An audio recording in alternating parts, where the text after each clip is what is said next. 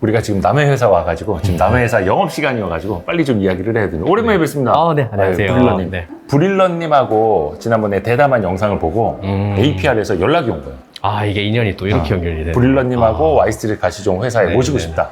우리 회사를 보여주고 싶다. 그래서 네, 저희가 네, 네. 찾아왔습니다. 그래서 지난번에 저희랑 그 피부 미용 섹터 특강 그 뒤에 좀 좋은 얘기 좀 많이 들으셨어요? 사실 처음에는 그렇게 이제 될지 몰라서 지인들을 엄청 많이 사람들이 안 들을까봐. 그쵸. 제 지인분들에게 빨리 좀, 뭐 어떻게 결과적으로 좀 이렇게 운이 좋았던 것 같아요. 많은 분들이 봐주셔가지고. 뭐. 그거 혹시나 궁금하신 분들은 고정 댓글 확인해 주세요. 일단 저희가 APR이라는 회사에 대해서 잘 아시는 분들도 계시고 모르시는 분들도 계시는데 그 두 니즈를 다 챙길 수 있도록 저희가 회사 소개도 잘 하고 그리고 거의 뭐 컨콜 느낌으로 이야기도 좀 이어가 볼게요. 일단 회사 저쪽으로 같이 한번 들어가 보실까요? 네. 가시죠. APR의 홍보팀장님, 허준팀장님, 고맙습니다. 불러주셔서. 감사합니다. 네네네. 와주셔서 감사합니다. 회사 구경 왔습니다. 감사합니다. 엄청 회사가 네. 높네요. 물리적으로 높다는 말씀. 물리적으로 높네요. 네, 높은 회사. 더 네. 높아져야죠. 노력하고 있습니다. 최선을 다하겠습니다. 네네네. 근데 APR이 사업 부문도 많고 네네. 그래서 저희가 또 소개를 받을 게 많습니다. 질문지 받으셨죠? 저희가 공개할 수 있는 부분에 대해서 보시는 분들이나 와이스트릿의 궁금증을 해소해 드릴 수 있도록 최선을 다하겠습니다. 그 우선은 사무실 구경 좀 시켜주세요. 네, 도대체 알겠습니다. 이거 궁금하지 않습니까? 그쵸. 롯데월드타워에서 일하는 맞죠. 회사는 어떻게 일하고 있는지? 여기는 뭐예요? 그냥 카페예요? 네, 여기는 이제 직원들이 쉴 수 있는 라운지고 냉장고가 문이 무려 8개가 있죠. 음료나 이제 냉동식품이나 직원 복지? 네, 근무하다가 조금 피곤하시거나 아니면 배고프실 때 중요한 건 공짜입니까? 그렇죠. 오, 진짜? 네, 그럼요. 외부에서 온 사람도 온 가방 사람. 열어. 저희가 가지고 있는 브랜드 중에 이제 포토그레이라는 이제 즉석 사진 부스 브랜드가 있는데 네, 저게 원래 프랜차이즈 막 이런 거 아니었나요? 맞습니다. 프랜차이즈 사업이에요. 제가 오늘 와가지고 이렇게 여직원분이랑 남자친구 쓱 보니까 평균 연령대도 되게 낮고 미남 미녀분들이 많아서 가가지고 사진 찍고 사진 보면은 자기들 기분이 좋아질 것 같아요. 이따가 저희도 찍고 가도 좀. 그럼요. 여기 뷰 좀 보세요, 뷰. 이거 카메라로 다 담을 수 있나? 아, 좋다. 뷰 맛집이네. 여기서 휴식을 취할 수 있는 이런 회사 지원하시죠. 이거 얼마예요? 이제 월세 여쭤보려고 했었는데 한강 장난 아니다. 여의도랑 너무 차이가 나는데 여기도 괜찮지? 비교를 하면 안 됩니다. 이런 데서 일하면 능률이 올라갑니까? 그런 걸로 네. 같이 다녀보시죠. 네. APR이 근무하는 오. 공간이고요. 저쪽에는 약간 판교 느낌이 좀 강했으면은 네. 이쪽은 이제 약간 여의도 스타일 느낌이 뷰가 좀 달라. 나는 것 같아요. 예. 야, 여기 거의 뭐 연봉의 한 20%는 뷰 아닙니까 이거? 아니 그 롯데월드타워에 그런 두 개 층을 쓰는 거예요? 정확히 하면 1.3개? 네. 이거 근데 이건 무슨 의미예요? 이제 APR에서 이제 Advanced People's Real Life에서 고객들, 사람들의 이제 실생활을 개선시키는 기업. 고객한테 이제 답이 있다는 거 특히 좀 그렇게 강조를 하고 계셔서 되새기는 차원이라고도 좀 생각해 주셨으면 좋겠습니다. 좋습니다. 네. 우리 APR의 신재하 부사장님, 신재우 이사님. 아유, 고맙습니다. 저희 불러주셔서. 네네. 그리고 우리 브릴러님과 또 함께 하는데 두 분이 형제는 아닙니다. 우연의 일치인가요? 우연의 일치기도 한데 먼 친척인 것 같아요. 네. 사실 저희가 그 평산신 씨가 돌림자를 같이 많이 쓰더라고요. 그래서 이름이 다들 비슷합니다. 근데 두 분 다 피부가 너무 하얗고 좋으셔가지고 뭐 비결이랄 것까지 따로 없을 것 같고요. 네네. 늘 저희 하던 거 그냥 하면 약간 되는 것 같습니다. 테스트로 하시는 거예요? 아니면 평소에도 좀 이제 관리를 하시는 거예요? 이 영상 보시는 그 전국의 피부과 원장님들 중에서 제가 피부과에 다녔다라고 제보하시는 분 있으시면 제가 1억 상금을 드리겠습니다. 그러니까 피부과는 안 그런 적이 다니시고 없고요. 예, 오로지 저 APR 순전히- 제품으로? 예, 순전히 스스로의 힘으로 그 아시죠? 우리 브릴러님이 연간 피부과에 얼마 쓰시는? 얼마 예, 정도? 몇 천만 원 아니 몇 천만 원까지 초창기에 이제 여러 시술 경험을 좀 해보고 싶어 그때는 이제 1,000단위 넘어갔는데 지금 이제 가성비로 하니까 그 정도까지는 안 나가고요. 근데 이제 코스닥도 아닌 코스피 상장하면서 많이 알려졌죠, 회사가. 그래도 아직까지 모르시는 분들을 위해서 우리는 이런 일 하는 회사입니다. 좀 쉽게 간단하게 좀 설명부터 좀 부탁드릴게요. 저희는요, 일단 2014년에 창업을 해서 다음 주에 이제 창립 10주년이 됩니다. 네, 감사합니다. 이제 처음에 에이프릴 스킨이라는 브랜드로 출발을 했었다가 2016년에 메디큐브, 그 다음에 2017년에 포멘트랑 글램디, 널디 같은 브랜드를 전개를 해서 계속 뷰티 한 길로만 사업을 해왔었던 이제 회사였었고요. 당대에는 이제 페이스북이나 인스타그램 기반으로 했었던 당시에 그거를 이제 저희가 뭐 D2C라고 하기도 하고 미디어 커머스라고도 하기도 했었었는데 그때 이러한 뉴미디어 쪽 채널 전략을 활용해서 국내에서 빠르게 성장했었던 팀들 중에 하나였었고요. 다만 저희가 그런 채널 전략으로만 이제 고집을 해오지 않고 어쨌든 기술 기반을 또 갖추고 브랜드 유니버스를 확장하면서 또 글로벌에서 다른 회사들보다는 더 일찍 출발을 하게 되면서 지금 이제 올해는 예상 매출이 한 7천억 정도 예상이 되고 있고요. 그 중에서 뷰티 산업이 전체의 90%입니다. 그리고 매출의 절반은 한국이고요. 매출의 절반은 이제 글로벌인데 이게 이제 글로벌 매출이 올해 좀 많이 늘어서 어떻게 보면 절반 정도가 되게 됐었던 거였고요. 앞으로 뭐 내년이나 내후년쯤에는 글로벌 매출 비중이 국내 매출 비중을 아마 초과하게 되지 않을까 생각을 하고 있습니다. 뭐 이렇게 열심히 적으세요? 뭐 저도 궁금한 게 많으니까. 거의 질문의 수준이 거의 기업 설명회 컨퍼런스 콜을 이제 펀드 매니저 한 30명하고 같이 하는 그런 정도로 준비하셔가지고. 아까 이제 국내하고 글로벌 얘기하셨는데 뷰티 쪽이 보면 이제 가정용 홈 뷰티 디바이스 쪽이 이제 CAGR이 최근 3년 보면 꾸준하게 계속 증가되는 상태고 화장품은 이제 거기서 중간 포지션, 그다음에 널리나 패션 쪽은 이제 비중도 줄어들고 매출도 좀 감소하는 추세더라고요. 그래서 이제 저희 투자자분들이 항상 고민하는 게 저희 APR 회사를 볼 때 그러면 홈뷰티 디바이스를 더 메인으로 봐야 할까 아니면은 화장품을 메인으로 봐야 될까 아니면은 둘 다 같이 봐야 될까 하는 고민들을 좀 많이 하시더라고요. 그래서 회사에서는 이제 사실 저도 유튜브나 인스타나 이런 거에서 광고 틱톡이나 보면 광고 엄청 많이 하는 거를 보게 되거든요. 근데 이제 회사에서는 마케팅 측면에서 이런 홈뷰티 디바이스에 좀 더 포커스를 맞추고 있는지 아니면은 화장품 제품에 포커스를 맞추고 있는지 그런 부분이 좀 궁금하거든요. 제가 봤었을 땐 시장에서 어떻게 보면 편하게 보시면 된다는 생각을 하고 있어요. 일단 저희 아이덴티티는 당연히 뷰티이고요. 거기에서 기술을 접목한 회사로 저희가 피버팅을 하다 보니까 저희가 회사를 아이덴티티를 얘기할 때 뷰티테크라고 얘기를 하는데 저희가 기준으로 내렸을 때 IR의 아이덴티티는 사실 어떤 부분에서 중요하냐면 피어 그룹을 선정을 할 때 그리고 이 회사의 내재적 어떻게 보면 미래 가치를 어느 정도의 업사이드를 가져갈지를 이제 가늠을 하기 위해서 사실 이 아이덴티티가 중요하지만 사업을 하는 사람들 입장에서 봤을 땐 사실 시장이 전혀 다르지 않거든요. 그냥 같은 시장 안에 저희가 진출을 하고 있는 것 뿐입니다. 일례로 저희가 예를 들면 주요 뷰티 기업의 10개년 매출 현황 중에서 유일하게 10년 동안 꺾임새 없이 우상향하고 있는 3개의 회사가 있더라고요. 물론 다른 회사들도 있겠지만 뷰티 회사 쪽에서는 APR이 지금 현재로서는 좀 유일한 것 같고요. 근데 사실 이 비즈니스가 보면 주력 산업들이 다 다르죠. 그러니까 사실은 어찌 보면 다들 비슷한 교집합을 갖고 있는 거예요. 그러니까 지금 이 회사들이 동일하게 생각하고 있는 건 뭐냐면 미래의 뷰티 회사의 포맷, 그러니까 사업의 비즈니스 모델들이 예전처럼 이렇게 뭐 에스티로더 같은 프리미엄급, 그 다음에 뭐 로드샵용 제품, 아니면 뭐 인터닝용 제품들을 만들어서 그냥 하이엔드 브랜드, 로우엔드 브랜드, 뭐 미드텀 브랜드들을 만들어가지고 다양한 유통 채널에 뿌리는 전략들이 아니라 조금 더 테크를 접목시킨.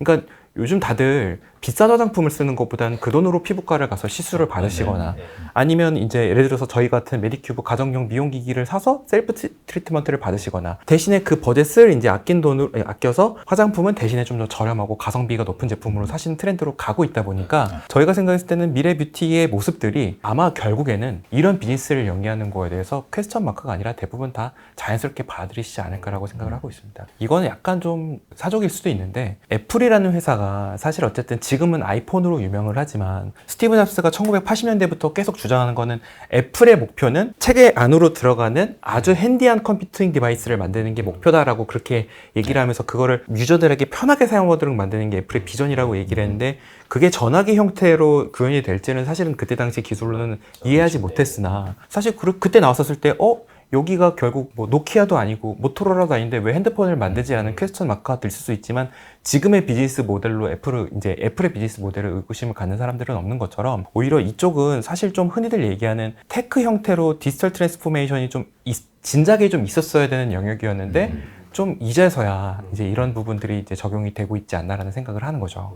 그 뷰티 테크 기업으로서 테크 제품 좀 설명 좀 해주세요. 왜냐면 제품군이 굉장히 많더라고요. 그렇죠. 그리고 또 이제 신제품류도 계속 나오고 있어가지고 요 우리 신재우 이사님한테 좀 부탁을 드릴까요? 이게 또 예전에 우리 브릴런님이 한번 또 설명을 해주신 것도 있는데 개발하신 R&D 실장님으로서 좀 설명을 좀 해주신다면 어떤 것부터 좀 강조를 해주시면 좋을까요? 저희 제품군들이 이제 몇 가지가 있는데 저희는 이제 오면서 1세대, 2세대 이렇게 구분을 좀 짓거든요. 여기가 1세대, 맞습니다. 네. 이쪽이 거기가 2세대. 2세대. 예. 근데 큰 흐름은 그 전체 지금 시장이 그렇지만은 일단 저희가 가장 중요시하는 거는 부스터 쪽 제품이거든요. 부스터 쪽 제품이 사실은 기존 시장에서는 카테고리가 명확하진 않았었어요. 왜냐면은 우리가 뭐 그전에 갈바닉이다, 뭐 미세진루다 하는 것들로 그냥 대체를 했었는데 그게 아주 뚜렷하게 우리 기초 화장품을 흡수하고 그런 데 도움을 주지 못했거든요. 그 상태에서 시장이 사실 오래 흘러왔고, 근데 저희는 뷰티 테크라는 말에서 테크보다는 저희는 뷰티에 방점을 좀 두고 싶거든요, 사실은. 여성분들이 주로 쓰시는 뷰티 제품이지 저희 IT 제품이라고 생각을 하지 않아요. 단지 이런 여러 가지 기술들은 그 뷰티를 위해서 저희가 좀 도와주고 뒤에 좀 숨어가지고 조력할 뿐이지 기술이 메인으로 저희는 생각을 하고 있지는 않습니다. 그렇지만 이제 기존에 좀 부족했던 이런 부스터 영역에서 조금 저희가 기술력을 조금 발휘를 한다 그러면은 충분히 시장에서 소비자분들이 반응하실 거다라고 확신을 했고, 그래서 갈바닉이나 이런 그 미세전류 기술보다는 좀 더 새로운 일렉트로포레이션이라든지 이런 좀 더 의료 계통에서 적극적으로 좋은 효과를 발휘하던 기술들을 가정용으로 가져온 거거든요. 그러면서 저희는 이제 나름대로 이제 코어 테크놀로지라는 이름을 좀 붙였어요. 그래서 코어 기술들이 저희는 이제 부스터 기술로 보는 것이고, 매일매일 사용할 수 있는 제품군이 사실은 부스터가 가장 중요한 거거든요. 이게 사용성 접근성이 떨어지면은 손에 호기심으로 한번 구입을 하셨다가도 이게 손에 자꾸 익지 않고 매일매일 피부에 닿지 않으면 이게 금세 잊혀져 버리거든요. 근데 매일매일 쓸 수 있는 가장 좋은 게 바로 이제 자극감도 적고 효과감도 금방 느끼실 수 있고 하는 것들이 이제 부스터 계열이라서, 그래서 부스터 쪽에 신경을 많이 썼고, 그래서 이제 부스터 힐러 다음으로 부스터 프로 2세대 제품을 나오게 된 거고요. 사실은 이제 에어샷 제품도 그다음에 아이샷 제품도 사실은 부스터 계열로 보셔야 돼요. 그러니까 눈 쪽에 흡수를 강화한다든지 아니면은 부스터 힐러가 흡수를 강화하기 전에 먼저 통로를 좀 살짝 뚫어준다든지 한 역할을 에어샷으로 했던 거고, 이제 그런 거를 묶어서 요게요. 요게 요게 아이고, 요게 힐러, 요게 아, 프로. 이거 복잡해. 그 정확히 말씀드리면 유세라는 여기랑 이제 울트라 튜브. 여기가 네. 이제 업그레이드 제품이고요. 요거가 여기로 이제 업그레이드가 되는 거라. 맞아요. 요렇게 하나가 네, 네, 네. 복잡한 것 같아 보이는데 사실 이제 저희의 의도는 기기가 많잖아요. 그리고 사용하기도 되게 어렵잖아요. 근데 개별적으로는 사실 다 필요한 기능이거든요. 그거를 최대한 간단하게 하면서 피부과의 경험이랑 유사하게 체험을 낼 수 있게 좀 성능들이나 이런 것들을 개선을 한 거죠. 네. 거기서 이제 피부과 경험을 그 소비자분들이 되게 원하시는데, 피부과에서 쓰는 메인은 뭐 초음파, 고주파 요거거든요. 뭐 레이저도 있지만 레이저는 가정에서 쓰기는 아직은 조금 위험도가 좀 있어서, 그래서 이 고주파, 초음파를 가정용에서 쓰기 적합하게 처음에 시도했던 게 저런 유세라 제품인데, 저기에는 고주파랑 초음파랑 같이 들어있거든요. 근데 저거를 분리를 해서 기존에 사용하기 좀 번거로웠던 점, 즉 젤을 써야 된다는 거라든지 이런 것들을 분리를 해서 울트라튠이라는 제품으로 개별적으로 2세대 제품에서는 좀 더 젤을 안 써도 되는 좀 기술을 도입을 해서 새로 나온 거고요. 이제 이 초음파 같은 경우에는 좀 때를 좀 기다려서 기존에는 뭐 150만 원, 200만 원대 너무 좀 비쌌거든요. 근데 저희는 가격 혁신도 기술 혁신의 일부다라고 생각을 하고 있어서 기술 혁신을 이룩할 수 있는 그걸 때를 좀 기다렸고, 그 때가 된 것 같아서 이제 충분히 가격으로도 우리가 충분히 좀 좋은 혁신을 보여드릴 수 있겠다 싶어서 이제 이번에 도전을 하게 됐고, 이제 2세대 제품으로 초음파 하이프 제품이 탄생하게 된 것이죠. 그러니까 화면상으로 맨 오른쪽에 있는 이게 하이포커스. 예, 하이포커스 샷. 이게 하이퓨 포커스 제품으로 그 기술로 나온 거. 맞습니다. 예. 이게 사실 기존에는 울세라라든지 슈링크라든지 그 피부과 가서 시술 받던 그런 거잖아요. 네. 어떻게 달라지는 거예요, 이거는? 예, 피부과 장비랑은 사실 가장 큰 점은 이제 출력 세기거든요. 출력 세기를 물론 이제 몇 천만 원짜리 뭐 억대 장비처럼 할 수도 없거니와, 그렇지만 이제 가정용 홈 제품이 제일 좀 어렵다고 저는 생각하는 이유가 안전성이랑 효과를 둘 다 잡아야 되거든요. 효과는 당연히 돈을 지불하는 소비자 입장에서는 그게 단 얼마가 됐든지 당연히 효과 있어야 돼라고 생각을 하시고, 그렇지만은 안전하지 않으면은 병원용 장비야 뭐 원장님들이 약간 이렇게 하더라도 원장님들께서 다 케어를 해주시고 그런 것도 만족도가 높으시니까. 근데 가정에서는 혼자 뭔가를 이렇게 하기가 어렵거든요. 오히려 가정용이 병원용보다 더 어려운 이유가 효과와 안정성을 다 잡아야 된다, 그런 문제가 있거든요. 그렇지만은 하이프라는 게 효과가 없으면은 아무리 뭐 가격이 싸고 뭐 기술 좋아도 아무 소용이 없거든요. 좀 늦게 시장에 들어온 장점 중에 하나가 시장에서 이미 홈용 제품도 다 출력 검증을 어느 정도 한 거예요. 가정용에서 좀 무난하겠다라고 일반 시장에서 한 5, 6년 정도 검증을 하신 게, 그래서 저희도 그 정도면 검증 시장에서 됐구나라고 판단을 해서 그 정도 출력으로 맞춘 거. 그게 이제 일단 차이점이라 할 수 있고요. 그 다음에는 병원에서는 가면은 실장님들이나 원장님들이 관리를 되게 해주잖아요.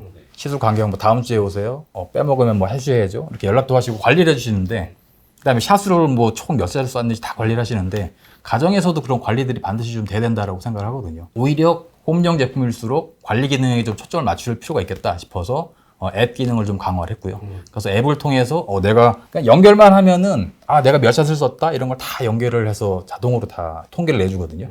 굳이 뭐 기록하실 필요가 없는 거죠, 이제는. 기존의 1세대 제품들은 사실 앱에 연동이 안 됐었잖아요. 그리고 사실 여기서부터 이쪽은 이제 앱에 다 앱에 연동이 되고, 근데 이제 저는 궁금한 게 그러면 그 앱에 들어가는 데이터가 그러면 이제 개인 폰에만 저장이 되는 건가요? 아니면 일반 API 본사에서 이게 축적이 다 돼서 이제 그 사용자를 토대로 다음 디바이스가 나갈 때, 이 사용자는 부스터 프로로 흡수 모드만 하고 어떤 사람은 에어샷 모드만 하니까 요거에 좀 더 포커스를 맞춰서 요렇게 해야겠다. 이렇게 통계를 내서 활용을 하고 계신 건가요? 지금 저희 현재 앱이 그 지난주 기준으로 MAU가 14만 정도 돼요.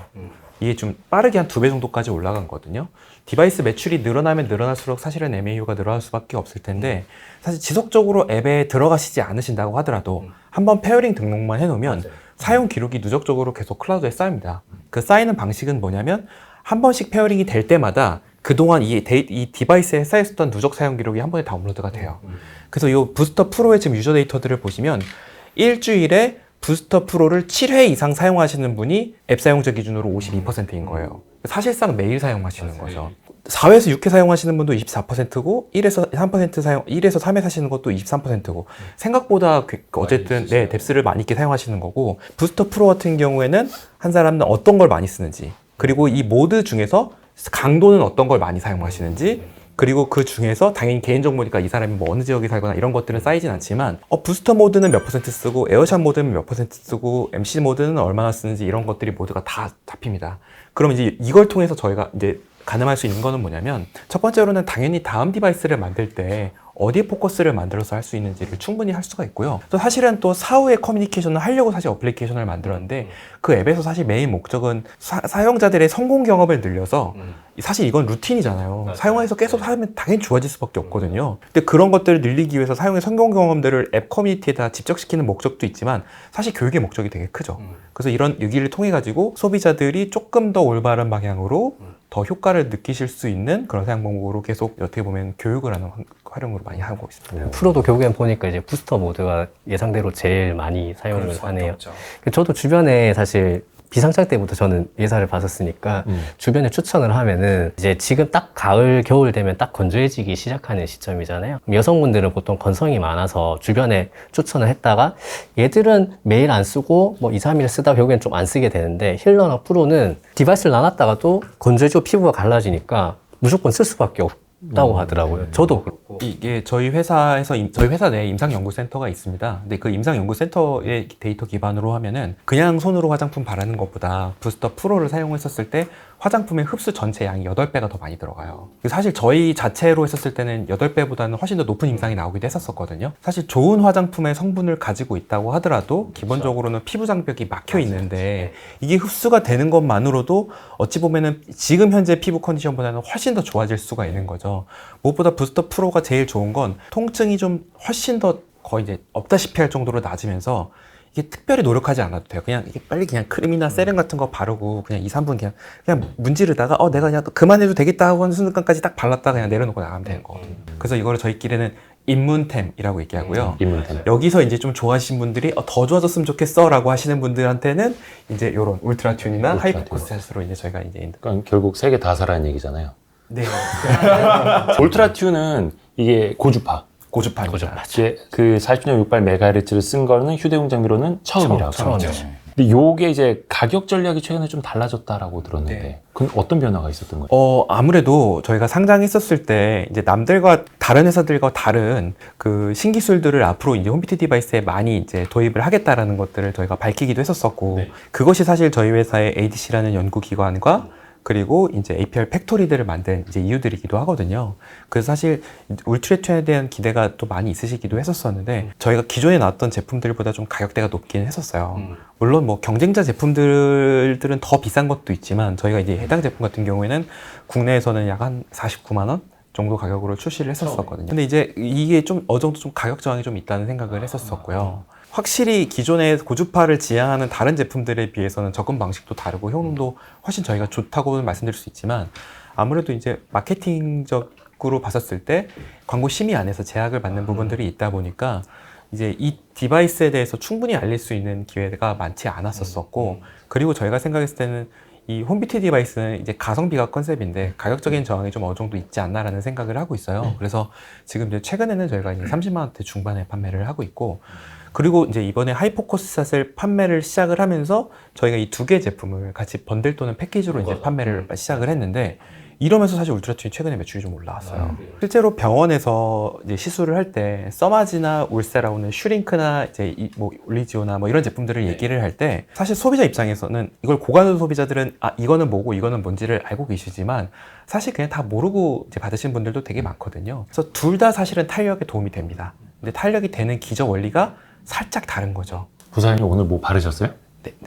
바르신 거예요? 발랐습니다. 아, 그래요? 좀 하얘셔가지고. 구 대표님은 그러면은 여기 장비 중에 어떤 걸 제일 많이? 저는 사실 당연히 셋 다 사용을 하고 있고요. 근데 정말 매일 사용하고 있는 제품은 부스터 프로. 화장품 바르시고 네. 같이. 네. 일단 편해서 좋고요. 그리고 저희가 계속 이제 부스터 프로를 이제 좋아할 수밖에 없는 이유는 리프팅 탄력 장비들은 그냥 하고 나서 바로 좋아지는 즉각적인 효과들이 나오는 게 아니라 사용을 하면 한 달에서 두 달 정도의 인터벌이 걸려요. 콜라겐 재생이 바로 되는 건 아니잖아요. 운동한다고 다음날 바로 근육 생기는 거 아닌 것처럼. 근데 이제 이 화장품을 이제 흡수를 시켜주는 제품들은 마치 연고 바르는 것처럼 얼굴에 그냥 바로 이게 약간 반짝반짝한 그 느낌이 바로 나요. 그래서 소비자들께 제가 아는 지인들한테 어떻게 얘기하냐면 이 제품들은 한 달 써봐야 효과가 나는데 이 제품은 일주일만 써보면 바로 느낌을 압니다. 좋은데? 라는 느낌이 생기면 그다음부터 재밌으니까 계속하게 되는 거예요. 저도 비슷한 그 경험으로 이렇게 소비자가 되었고요. 제품 이야기 좀 넘어가서 그 실적 이야기 좀 할게요. 이제 상반기까지 실적이 이미 다 공시가 됐고 하반기 컨센서스가 연매출만 6,800억에서 7,000억 그 사이, 그 다음에 영업이익이 한 1,300억 원, 요 정도 현재는 나오고 있더라고요. 어떻습니까? 상반기랑 지금 하반기 이제 들어갔는데 현재까지. 일단은 글로벌 매출이 좀 많이 올라가고 있는 상황이다 보니까 현재는 저희가 뭐 매출 달성 가능성에 대해서는 저희는 좀 낙관적으로 전망을 하고 있고요. 예, 특히나 이제 뷰티 디바이스 같은 경우에는 수출 지표가 계속 나오고 있어서 많이 지금 팔고 있구나라는 거를 시장에서 또 알려지기도 하는데 사실 저희가 화장품 수출이 되게 많이 늘었어요. 지금 뭐 텔레그램이나 이런 데서 이제 보시면 저희가 이미 화장품이 지금 아마존에서 계속 상위권으로 노출되고 있는 제품들이 늘어나고 있어요. 에이프릴 스킨도 상위권에 있고, 그 다음에 뭐 제로모공 페드나 아니면 메디큐브의 엑소좀 샷 같은 화장품도 지금 아마존에서 상위 랭킹이고, 그 다음에 지금 뭐 부스터 프로도 지금 최근에 계속 디바이스에서는 탑 랭킹을 유지를 하고 있고, 그리고 이제 올해 하반기 내에 이제 그 울트라튠도 미국에서 이제 판매를 시작하게 될 거거든요. FDA 승인이 이미 벌써 나 있는 상태.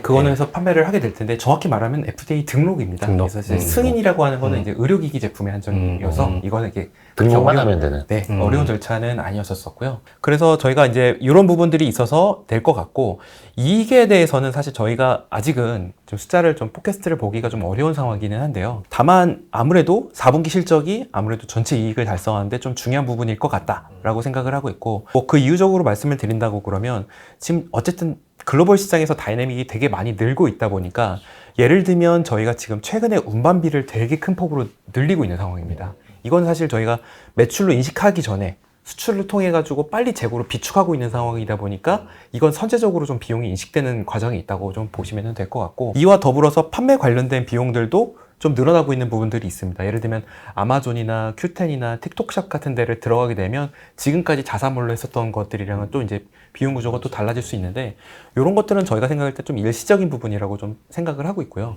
매출이 좀 올라가게 되면 그와 맞춰서 이익 구조나 아니면 비용 구조도 또 리니어하게 또 바뀔 수 있습니다. 그리고 한 가지 또 변수가 이제 좀 저희가 이제 진행하고 있는 패션 사업이 비중이 줄고 있기는 하지만 여전히 좀 이렇게 적자가 이제 지금 흑자 전환이 되거나 그런 상황은 또 아니고 어쨌든 일부 좀 부진하고 있는 부분이 좀 변수일 수도 있을 것 같습니다. 이제는 시장에서 어느 정도 이제 인식이 잡힌 것 같아요. 수출 데이터라는 게 매출이 아니고 국내 현지에서 현지 판매되는 재고 창구로 넘어가는 이제 개념이라는 거 이제는 어느 정도 다 이해를 하고 있는 것 같은데 그러면 이게 미국이랑 일본이랑 중국이랑 이제 거리가 다르니까 기간이 또 다르지 않습니까? 그래서 그 기간이 각 국가별로 어느 정도 좀 되는지 그걸 알려주실 수 있어요? 일단 미국으로 일단 예시로 말씀을 드리면은 우리나라에서 출고가 돼서 컨테이너 작업이 되고 거기서 뱃을 날짜가 잡히고 이 비행기 타는 거랑 같아요. 저희가 예를 들어서 3시에 비행기 탄다고 그래가지고 저희가 공항에 3시까지 가지 않잖아요. 보통 2시간 전에 가야 되니까. 그 사실 파설도 미리 준비를 해놓거든요. 거기서 그렇게 해가지고 LA 포트까지 가는데 대략 한 20에서 25일 정도가 걸리고 거기서 또 이제 거기 안에서 그 통관을 거치고 그리고 그 나라에서 들어가는데 대략 한 그래도 안전하게 1달 반에서 2달 정도를 잡는 게 안전합니다.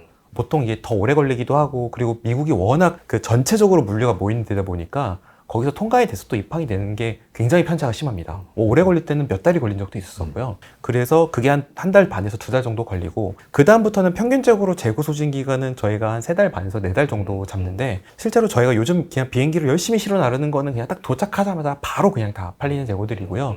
하지만 저희가 매번 그렇게 이제 두게 되면은 안 되다 보니까 좀 안전재고를 그래도 비축을 해놔야 되거든요. 이 2달이라는 기간에 매출이 올라가는 업앤다운이 변수가 좀 심하다 보니까 그래서 대략적으로 물건을 보내는 데 한 2달, 그 다음에 재고 회전 기간을 평균 이제 4달 이렇게 잡다 보면 한 6개월 정도 시간이 걸린다고 보는 거죠. 그리고 아까 그 실적 이야기를 좀 하고 있었는데 그 시장에서는 컨센서스상 25년, 26년 평균 성장률 한 20% 정도로 보더라고요. 회사에서 보시는 것도 얼추 비슷합니까? 좀 다른가요? 일단 저희도 좀 자신 있는 상황이고요. 저희가 한 10년 동안 성장을 했었을 때 가장 적게 성장을 했을 때가 한 20% 초반이었었고 뭐 더 얼리 스테이지 때는 뭐 50% 성장한 것도 있었지만 보통은 그래도 30% 초중반대 성장률은 계속 해왔었거든요. 근데 이제 저희가 이제 매출이 이제 거의 7천억을 바라보는 회사가 됐고 매년 이제 그렇게 20% 성장을 하려고 해도 이게 몇 천억씩 매출이 이제 올라가야 되는 게 있다 보니까 그리고 이제 국내 시장은 계속 시장이 커질 수는 없어요. 그렇죠. 네, 아무래도 그 글로벌 시장에서 좀 업사이드를 더 많이 보는 부분들도 있고 하지만 저희가 생각했을 때는 뭐 충분히 달성 가능한 목표라고 생각을 하고 내부적으로는 사실은 저희가 준비하고 있는 사업 계획들이 된다고 그러면 목표 성장률은 그 이상 가져가는 것도 가능할 거라고 생각하고 있습니다. 지금 뭐 10대, 20대, 30대, 40대, 50대, 60대까지 요 비중이랑 최근 트렌드가 좀 어떻게 가고 있나요? 예전에 보면 요즘은 10대, 20대도 과거랑 다르게 굉장히 기초 제품들도 많이 구매를 해서 사용을 하고 있는데 이런 것들이 실제 회사 매출 데이터 안에서도 그런 것들이 좀 과거에는 이제 40대, 50대가 많이 썼다면 지금 이게 연령대가 밑으로 내려와서 10대, 20대도 많이 쓰는지 실제로도 그런 것들이 좀 궁금하거든요. 10대부터 40대가 코어인데 그 연령대는 보면 사실 상당히 골고루 분산이 되어 있어요. 원래는 40대가 저희가 높지 않았었는데 이제 메디큐브 AGR이라는 이제 디바이스 라인업들을 이제 하게 되면서 안티에이징 쪽으로도 소비자가 많이 늘어나게 됐었고 메디큐브가 어쨌든 더마 화장품이었고 2016년에 브랜드를 처음 런칭했었을 때 저희의 브랜드 아이덴티티가 여드름 화장품이었어요. 그래서 그때는 10대와 20대가 메인 타겟인 이제 브랜드였었습니다. 에이프릴 스킨도 사실은 10대를 타겟으로 한 전연령대 화장품이었었고요.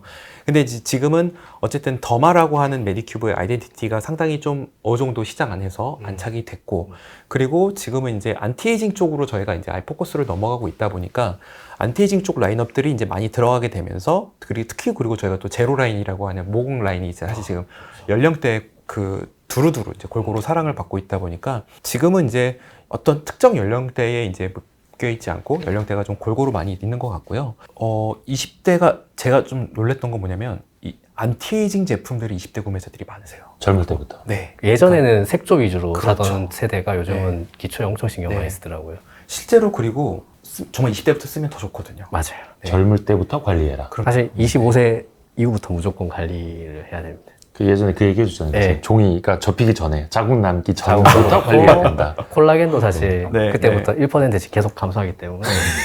또 최근에 우리나라 그 가성비 화장품 미국에서 엄청 인기잖아요. 약간 그런 트렌드가 어떤 뷰티 기기가 같이 잘 팔리는데 서로 시너지가 좀 나나요? 어때요? 저는 이제 시너지가 난다고 생각을 하고 있습니다. 실제로 이게 지금 메디큐브라는 브랜드의 그 검색 트렌드 추이예요.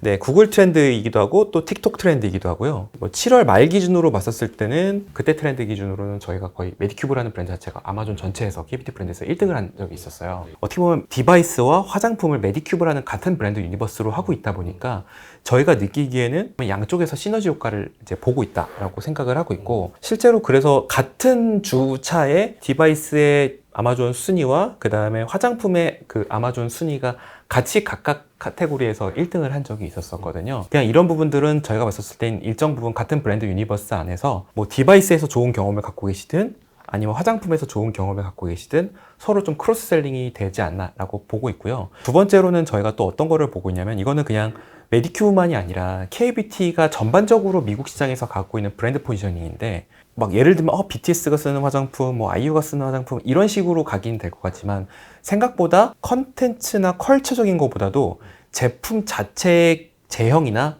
기술력이 되게 좋다라는 평이 되게 많으시거든요, 미국에선. 그래서 저희 거를 제품을 이렇게 소개를 해주시거나 아니면 타사 KBT 브랜드들을 소개를 할 때 KBT 브랜드는 한 10년, 20년 기술적으로 앞서 있는 제품이라는 얘기를 되게 많이 하세요. 그게 화장품도 마찬가지고 디바이스도 마찬가지입니다.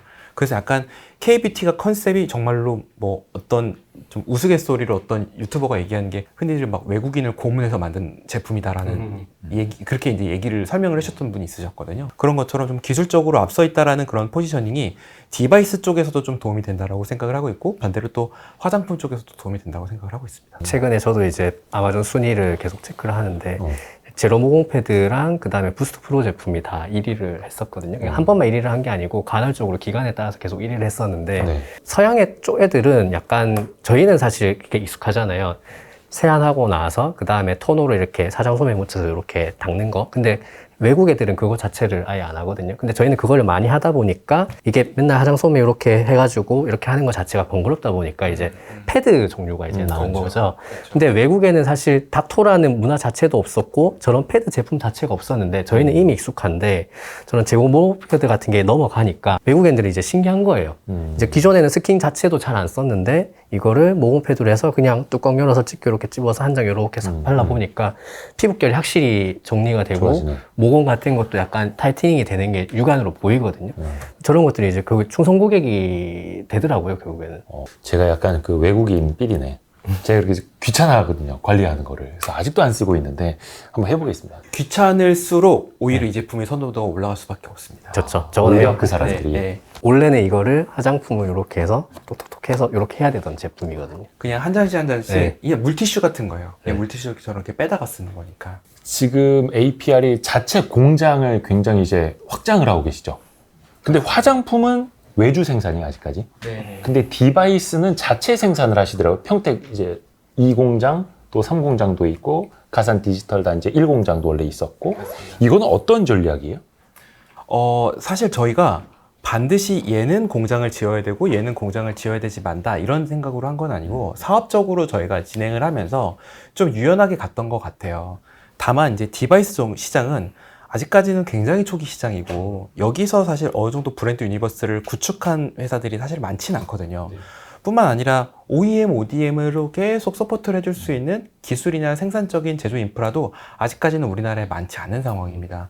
그리고 화장품과 다르게 화장품은 사실 IP의 귀속 이슈가 상대적으로 좀 예민하지 않은 편이거든요.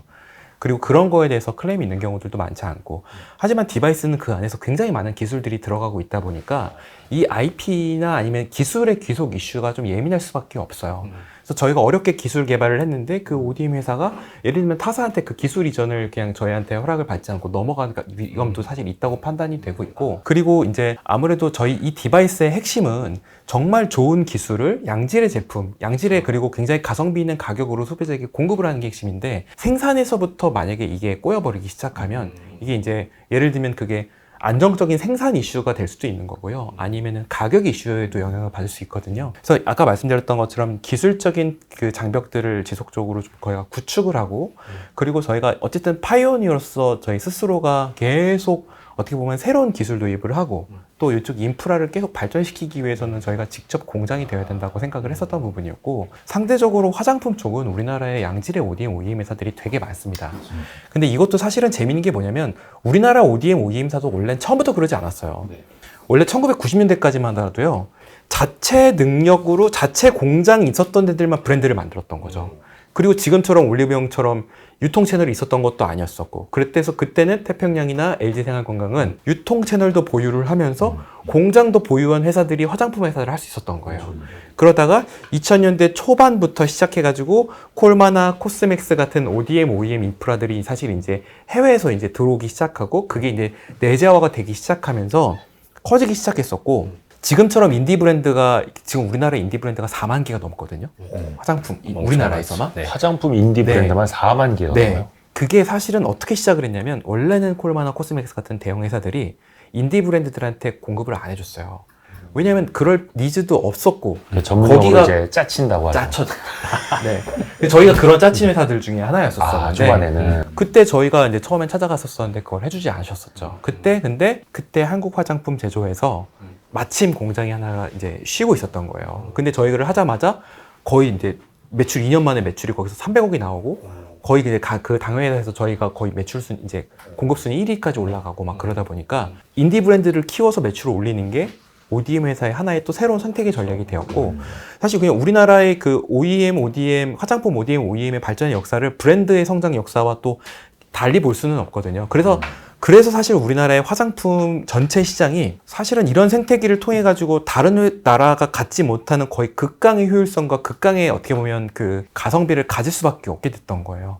근데 우리나라도 언젠가는 그렇게 될 수 있을지는 모르겠지만, 지금 현재로서는 사실 인프라적인 부분에서 화장품 ODM보다는 다소 좀 부족한 부분들이 있다 보니까 저희가 직접 인프라를 구축하면서 차별화 포인트를 가져가고 있는 상황입니다. 그래서 이제 디바이스는 자체적으로 만들고 계시는 거고, 그 캐파는 어느 정도나 돼요? 디바이스를 만들 수 있는 이제 캐파는? 캐파를 바라보는 기준이 사실은 조금 모호한 부분들이 있습니다. 이게 왜 그러냐면, 저희가 여기 말씀드릴 수 있는 거는 부스터 프로 기준으로는 저희가 이제 아예 풀로 돌렸었을 때는 내년도쯤에는 거의 500에서 800만 대 정도까지 지을 수 있을 캐파가 이제 만들어져요. 그런데 부스터 프로 기준이지만 그게 예를 들면 울트라 튠이냐 하이포커스 샷이냐라고 그러면은 또 수율에 따라 가지고 그 대다 캐파가 달라질 수밖에 없거든요.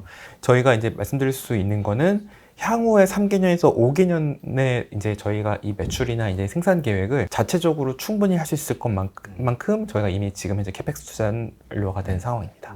아까 잠깐 좀 비교를 해주시기는 했는데, 최신 제품 이게 하이포커스 샷이잖아요. 근데 사실 그 이름 안에 좀 힌트가 있더라고. 하이포커스 샷. 예. 일부러 좀 비슷하게 가져가신 거예요? 예, 이름 잘 졌다고 얘기를 많이 하시더라고요. 아, 예. 요거죠, 요거. 네. 이게 최신 제품. 요 앞에 요거 뚜껑 열어야 되고. 네. 디자인도 거기 참 좋지 않습니까? 그래서 이제 젤을 발라서 이제 사용하면 돼요. 좀 설명 좀 해주세요. 예, 이사님. 예. 이제 흔히들 병원에서 쓰시는 그 울세라 이런 하이프라고 그러면은 하이가 뭐 높다는 거잖아요. 그런 것처럼 에너지를 집중해가지고 한 포인트에다 딱 모은다. 그래가지고 병원에서는 이제 뭐 TCP라고 얘기해요. 한 점, 그러니까 코어귤레이션 포인트 그래가지고 10점이라고 얘기하는 건데, 이게 고주파 같은 경우에는 벌크 히팅이라고 그래가지고 그냥 넓게 열을 진피층에다 전달하는 거거든요. 근데 그렇게 해서 이제 피부 타이트닝하고 뭐 이런 거 개선에 도움이 되는 건데, 초음파 같은 경우에는 이거를 한 점에다가 돋보기처럼 싹 모으게 되면은 그 TCP라는 점이 열이 굉장히 한 번에 쑥 올라가요.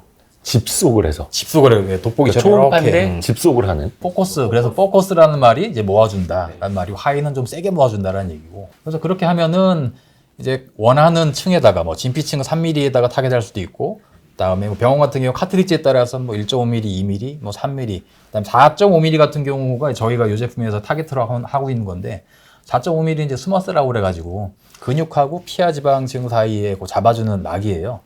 근데 거기가 이제 나이 들면 처지고 하는 부분들이 있어서 거기를 좀 열로 살짝 이제 데미지를 입혀주면은 그게 치유 과정에서 당겨주면서 리프팅 효과가 즉각적으로 나타나게 되거든요. 그래서 저희는 기존의 울트라 튠이 저희가 3mm 그 진피층에다가 타겟을 이미 하고 있었으니까는 시장에서들 많이 이제 홈용으로 출시되어 있는 3mm는 저희가 안 하고, 그걸 좀 피해서 4.5mm가 가장 이제 즉각적인 효과가 있다고 판단을 했거든요. 그건 이제 깊이가. 피부의 깊이. 예. 네. 그래서 4.5mm에다가 하는데, 이게 초음파기 때문에 젤을 좀 많이 발라야 돼요. 울트라 튠 제품은 이제 젤이 필요 없는 게 장점이었고, 요거는 어쩔 수 없이 이제 젤을 발라서 에너지를 효과적으로 4.5mm에다가 잘 전달해서 쏴주면은 이제 즉각적인 리프팅 효과가 날 수 있다. 그런 개념의 제품이고, 재밌는 거는 이제 아까 그 디자인 말씀하셨지만은, 디자인도 디자인이지만 소재가 재밌어요. 이게 알루미늄이에요. 그렇더라고요. 예, 플라스틱이 아니거든요. 네. 물론 이제 남성분들은 아이폰이다 뭐다 이 핸드폰 때문에 소재에 대해서 되게 열광하시는 분들이 계신데 사실 여성분들은 그렇게 소재에 대해서는 이렇게 막 민감한 거 하시진 않는데 그래도 이 알루미늄이 주는 감성이 쓰시다 보면은 나름대로의 여성분들도 핸드폰이 뭐 다 좀 알루미늄 뭐 이런 금속 계열이니까 이 금속이 주는 또 좀 좋은 감성들이 있거든요. 그래서 그런 것들을 좀 느낄 수 있고 근데 저희가 그렇게 강조하지는 않아요. 그게 좀 다르더라고요. 기존에는 거의 다 이제 플라스틱 약간 따뜻한 느낌의 소재라면은 메탈은 좀 차가운 느낌이잖아요. 예. 그걸 좀 차별점을 두신 건가 봐요. 예, 그렇죠. 차갑다는 것은 결국에 이게 어느 정도 열점을 내는 거잖아요. 그러다 보니까 거꾸로 어떤 찬 이미지가 있으면은 좀 안전한 느낌도 들고. 그러면 혹시 울트라튠 같은 경우도 제가 처음에 다른 디바이스랑 차이가 났던 게 이쪽 뒤쪽에 보면 이제 열이 방출이 많이 되니까 이렇게 통풍을 해서 열을 방출하는 역할을 하더라고요. 그러면은 이제 알루미늄이면 이제 아무래도 금속이니까 열 전도율이 다르니까 디바이스 자체가 이제 열이 많이 나니까 이제 알루미늄 소재로 케이스로 씌움으로써 이게 약간 열 방출이 좀 더 잘 되는 그런 효과도 좀 있다고 보면 될까요? 영업 비밀을 다 발설을 하셔가지고. 죄송합니다. 이건 이제 브릴러님이 말씀하신 걸로. 예, 브릴러님 말씀하신 너무 많이 거니까 이거 하셔가지고. 상관없죠. 예, 맞습니다. 정확하게 말씀하신 보신 게 그거예요. 그래서 저희는 심지어 이제 그거를 이런 방열 용도로도 한번 생각을 한 그런 측면 분명히 있습니다. 어쩔 수 없이 열이 나는 기기들은 저렇게 빼주던지 그러니까 액티브하게 전원을 넣어서 팬으로 막 돌려주던지 아니면은 좀 패시브하게 수동적으로 자연적으로 발열이 잘 되게 발열이 그냥 날아가게끔 그렇게 하는 것들이 많이 필요하거든요. 근데 이걸 아신다니 정말 대단하시네요. 아니.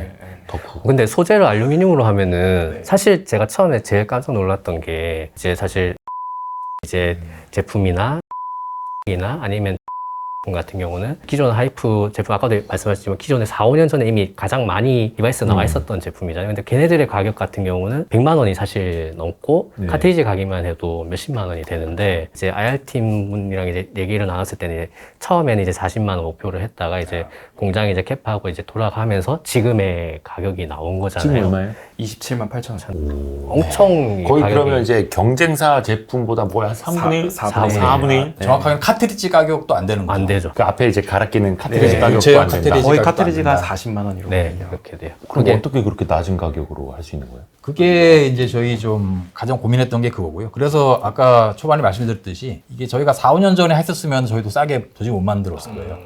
근데 이게 이런 가격 혁신을 위해서는 기술 혁신이 저희는 반드시 필요하다고 생각을 했고 그래서 이제 소재도 말씀하셨지만은 이게 27만 9천이라고 해가지고 플라스틱으로 그냥 재질을 했었으면은 크게 감흥은 없었을 거예요. 근데 소비자분들의 좀 감동을 좀 드리려면은 이런 메탈 소자임에도 불구하고 어떻게 이 가격에 나왔지라는 그 좀 시장의 충격 이런 걸 좀 전달드릴 수 있을 것 같아가지고 근데 또 소비자 입장에서 보면 네네. 좀 막 100만 원 넘는 기계랑 20만 원대 제품이라 이거 좀 안 좋은 거 아니야? 네. 이럴 수도 있잖아요. 저 같은 경우는 이제 피부과도 가고 홈 디바이스도 하는데 가격이 100만 원이 넘어가게 되면은 그 돈이면은 디바이스를 사는 것보다 피부과 가서 시술을 한 번 더 받는 게 낫다라는 생각이 되게 강하거든요. 예. 그러니까 저는 그 마지노선이 한 50만 원이 경계선인 것 같아요. 그러니까 50만 원이 넘어가면은 사실 이 프로나 힐러 같은 경우는 필요해서 어쩔 수 없이 계속 써야 되지만은 다른 제품들은 내가 좀 부지런하고 의지가 있어야지 사용을 할 수가 있거든요.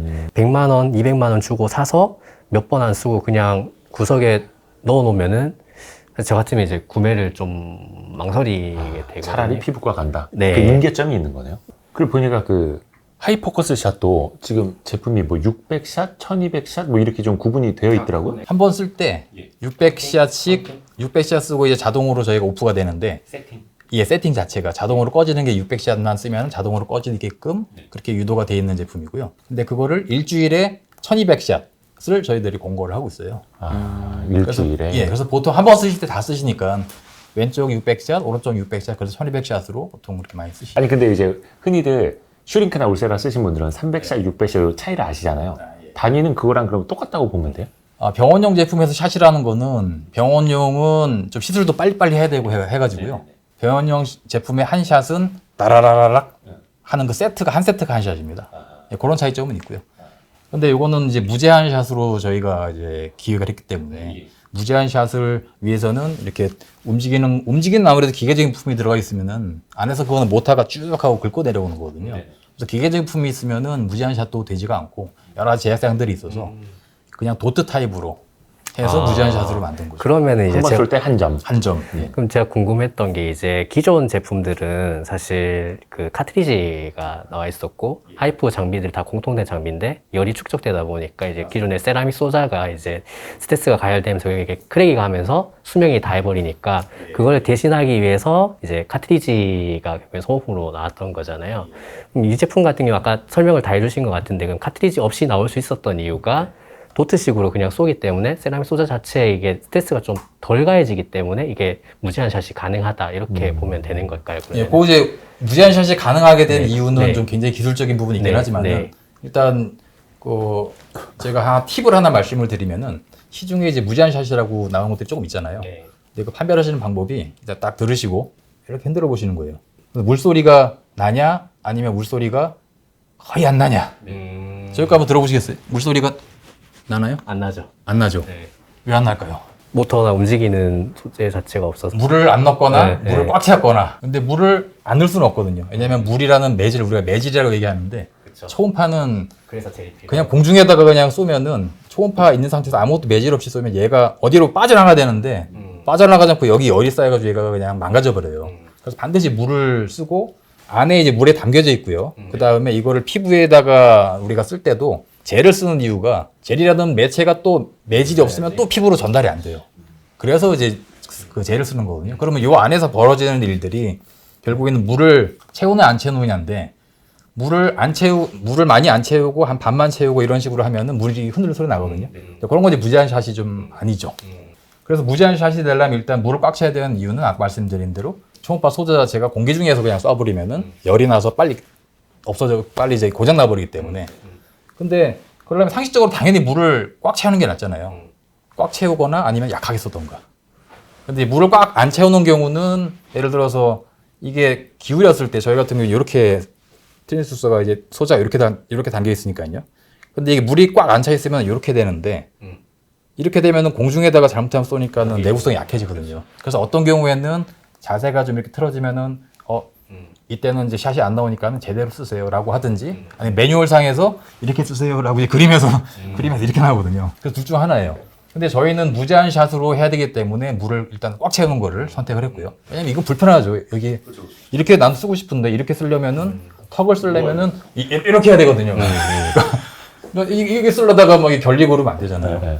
그래서 물을 꽉 채우자. 근데 물 꽉 채우지 보통 물을 꽉 안 채우는 이유가 꽉 채우면 여러 가지 문제가 생겨요. 예를 들면은 무제한 뭐 좋죠. 다 좋은데 겨울에 우리나라 같은 경우 아파트에서도 복도에서 막 동파되고 저도 막 복도시 아파트 있을 때 동파돼가지고 막 되게 어려움을 겪고 이런 적이 있었거든요.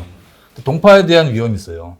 당연히 뭐 택배 바깥에다 던져놓고 갔는데 며칠 후에 들어오고 이러면 꽝꽝 뭐 위에는 영하 15도도 막 올라가잖아요. 바람 불고. 그럴 때 얼면은 동파돼서 이게 그냥 터져버려요. 그런 문제가 있어서 물을 꽉 안 채우는 거거든요. 근데 무제한으로 해야 됐더니 물은 꽉 채우자. 그러면 꽉 채우는데 그래서 이제 대안으로 쓰는 방법이 꽉 채우되 되도록 안 얼게끔 특수 용액을 만들거든요. 그건 제조사마다 레시피가 좀 있습니다. 그거는 이제 뭐 대비라서 아무도 모르죠. 자동차에 부동액 넣는 거랑 맞습니다. 비슷한- 그런데 부동액을 쓰면 좋죠. 근데 부동액은 다 널려 있으니까. 근데 이게 피부에 쓰는 거라 잘못해서 이게 나오면 안 되잖아요. 나와서 위험하면 안 되잖아요. 그래서 피부에 안전한 재료를 가지고 제조사들은 각자의 레시피로 저희들 나름대로의 재료들 레시피, 그다음에 비율 이런 것들이 있거든요. 그런 걸 섞어서 넣고 그래서 이제 무제한 샷이 가능해졌다라고 이제 말씀을 드리는 거고요. 궁금했습니다. 이게 기술적으로 어떻게 무제한 샷을 했을까 이런 것들이 이 처음부터 이 핵심 부분의 설계랑 제조를 다른 회사들은 그거를 다 사와요. 사와서 조립하다 보니까 원가가 높을 수도 있는데 저희는 이제 그 신재 대표님이 그걸 다 직접 다 개발을 해서 그 저희 회사에 또 그 연구진들이 같이 이렇게 만들어서 이렇게 한 것도 있고 아까 그리고 말씀하셨던 기존 제품들이 가지고 있었던 그 기술적인 그 한계가 있었거든요. 그걸 이번에 또 극복해서 만들었기 때문에 또 카트리지의 수명도 정말 대폭적으로 크게 이제 늘리게 됐던 것 같고요. 혹시 다음 제품도 지금 준비 중인 게 있으세요? 다음 제품이요. 저희가 이미 좀 IR 자료나 이런 데서 좀 공표가 되긴 했는데, 부스터 프로가 저희는 가장 중요한 이제 코어, 아까 뭐 RF나 초음파 기술도 있지만은 코어 테크놀로지로는 부스터라고 저희는 생각을 하고, 그 카테고리 안에서도 부스터 프로가 네 가지 기능이 같이 들어있는 거거든요. 요거. 예, 그거 하나가 피부 흡수 기능을 도와주는 부스터 모드, 그 다음에 진피층을 좀 강화시켜주는 MC, 뭔가 저기 미사전류 모드, 그 다음에 안에 근육층을 좀 탄탄하게 타이팅해주는 더마시안 모드, 그 다음에 피부 겉에 각질층을 좀 살짝 통로를 내주는 에어시안 모드, 네 가지가 들어있는데 그 중에서도 아까 통계도 보셨습니다만은 가장 많은 사용자분들이 애용하시는 게 부스터 모드예요. 화장품 바르고 그 위에서 흡수를 촉진시켜주는 요 부스터 힐러의 업그레이드 버전이죠. 그래서 그거를 부스터 프로에서 부스터 모드만 따로 빼내서 아주 라이트하게 심플한 제품을 준비하고 있고요. 그럼 다시 기존의 이 제품이랑은 뭐가 다른 거예요? 네, 그거보다 결국에 이제 여기서 넘어왔던 이유가 저희가 그냥 단순하게 4개를 하나로 합친다는 게 아니라 부스터 힐러에서 부스터 프로로 같은 부스터 모드가 넘어오더라도 효과 면에서는 굉장히 많이 7배 정도 업그레이드가 업그레이드 됐거든요. 그 업그레이드 된 상태에서 라이트하게 빠져나오는 거라서 그럼 저도 이제 제 쌍둥이 두 딸이 로아로미 사랑한다. 저희 딸이 중학교 1학년이거든요. 예. 근데 아이들이 공부는 안 하고 화장이나 노는 걸 되게 좋아해요. 저희가 지금 만드는 아까 그 라이트한 그 제품을 한번 줘봤더니 본인이 너무 잘 쓰는 거예요. 10대들도 선택할 수 있고 안심하고 쓸 수 있는 거예요. 왜냐면은 작은 10대 아이들이 요거 가지고 얼굴에다가 제가 대보라고 그랬어요. 그랬더니 싫대요. 왜냐 그러니까는 인스타에 올리기가 좀 부담스럽대요. 얼굴이. 근데 작은 거는 너무 그게 좋다는 거예요. 작거든요. 그래서 이름이 슬림으로 나오는 거예요? 이름은 아직 저희들이 이름은 이름은 석정은 됐는데 아직 네, 가격대가 일단은 굉장히 저렴하게 나올 겁니다. 그러니까 그래서 학생들도 쓸 수 있게. 예, 그러니까 사실은 아까 말씀하셨던 것처럼 뭐 20만 원이야, 30만 원이야, 50만 원이야 이렇게 말씀드렸는데 그 가격도 사실 부담스러워하는 소비자들이 있을 수 있어요. 그러니까 그게 어떻게 보면 이제 실제로 그거를 결제할 수 있는 지불할 수 있는 능력이 있느냐 없느냐를 떠나서 그거는 이제 자기가 생각하는 버젯 위로 올라가는 거거든요. 근데 이제 예를 들어서 가격이 99,000원이다, 10만 원이다 이러면은 화장품을 사러 가는 소비자, 화장품을 샀다가 나 이 제품 알아는 봤었었는데 그냥 편하게 이제 좀 집을 수 있을 정도의 가격대도 이제 나오는 거죠. 이제 결국에는 그 코어에 있는 핵심 고객층들이 계속 고가율 소비자가 되는 것도 중요하지만 다시 말씀드리면 아직은 이 시장은 굉장히 초기 단계이다 보니까 대중적으로 더 많이 처음 사용해 보시는 소비자들이 더 많이 늘어나는 게 사실 되게 중요하다고 생각을 했어요. 근데 그런 부분으로 봤었을 때는 이제 아까 말씀드렸었던 이제 접근성과 가격적인 부분에서 좀 훨씬 어떻게 보면 개선이 된 제품이 이제 나온다고 보시면 되겠습니다. 실리콘2 얘기를 그냥 회사의 명을 얘기해도 되죠? 예. 어차피 지금 이제 협업이 공식화된 회사니까 실리콘2가 이제 우리나라 어떤 뭐 뷰티 산업들 해외에 또 소개해주고 또 유통까지 하고 있는데 협업은 어떻게 하고 계세요? 좀 시너지가 많이 나네. 실리콘2 협업은 사실 이제 최근에 시작한 단계이고요. 실리콘2의 협업을 이제 저희가 이제부터 본격적으로 시작한 이유는 먼저 브랜드가 알려져야 되는데 브랜드를 알리는 역할은 사실 브랜드사의 몫이에요. 그래서 최근에 어쨌든 미국이랑 일본이랑 뭐 홍콩, 동남아시아를 통해 가지고 저희 메디큐브라는 브랜드의 인지도가 올해 특히 좀 많이 좀 올리는데 어느 정도 유의미한 성과가 있었다고 보고 있고 지금은 사실은 이제 저희가 직접 진출하지 않은 되게 다양한 글로벌 채널들이 많거든요. 그 유통의 중간에 가교 역할을 해주는 회사가 저희는 실리콘2라고 생각을 하고 있습니다. 그래서 사실 그런 채널 쪽으로 실리콘2가 이미 사업적으로 지금 많은 인프라를 갖춰놓은 상태이고 그래서 저희가 지금 최근에 이제 실리콘2를 통해 가지고 그런 유통 접점을 좀 늘려가는데 그 파트너십을 강화하고 있는 중에 있습니다. 미국 유통사하고도 협업하신 게 있더라고요. 예, 일단 이 부분은 이제 저희가 직접 하는 부분인지 아니면 실리콘2 이건 확정이 되지는 않았는데 뭐 예를 들면 TJX라는 회사 그 유통 채널에도 저희가 이제 최근에 이제 입점이 확정이 된 부분들이 있고요. 미국에는 사실 아직까지 온라인 전체 채널 비중이 30%가 채 되지 않아요. 미국이 어찌 보면 가장 테크적으로 앞서 있는 국가이기도 하지만 이커머스 전환율은 전 세계에서 가장 느린 국가입니다. 오프라인에서 조금 더 소비를 하는. 아직까지 전체적으로 그냥 그로서리 스토어라고 그냥 화장품도 마트에서 제일 많이 사요. 흔히들 월마트, 코스트코에서 제일 많이 사시거든요.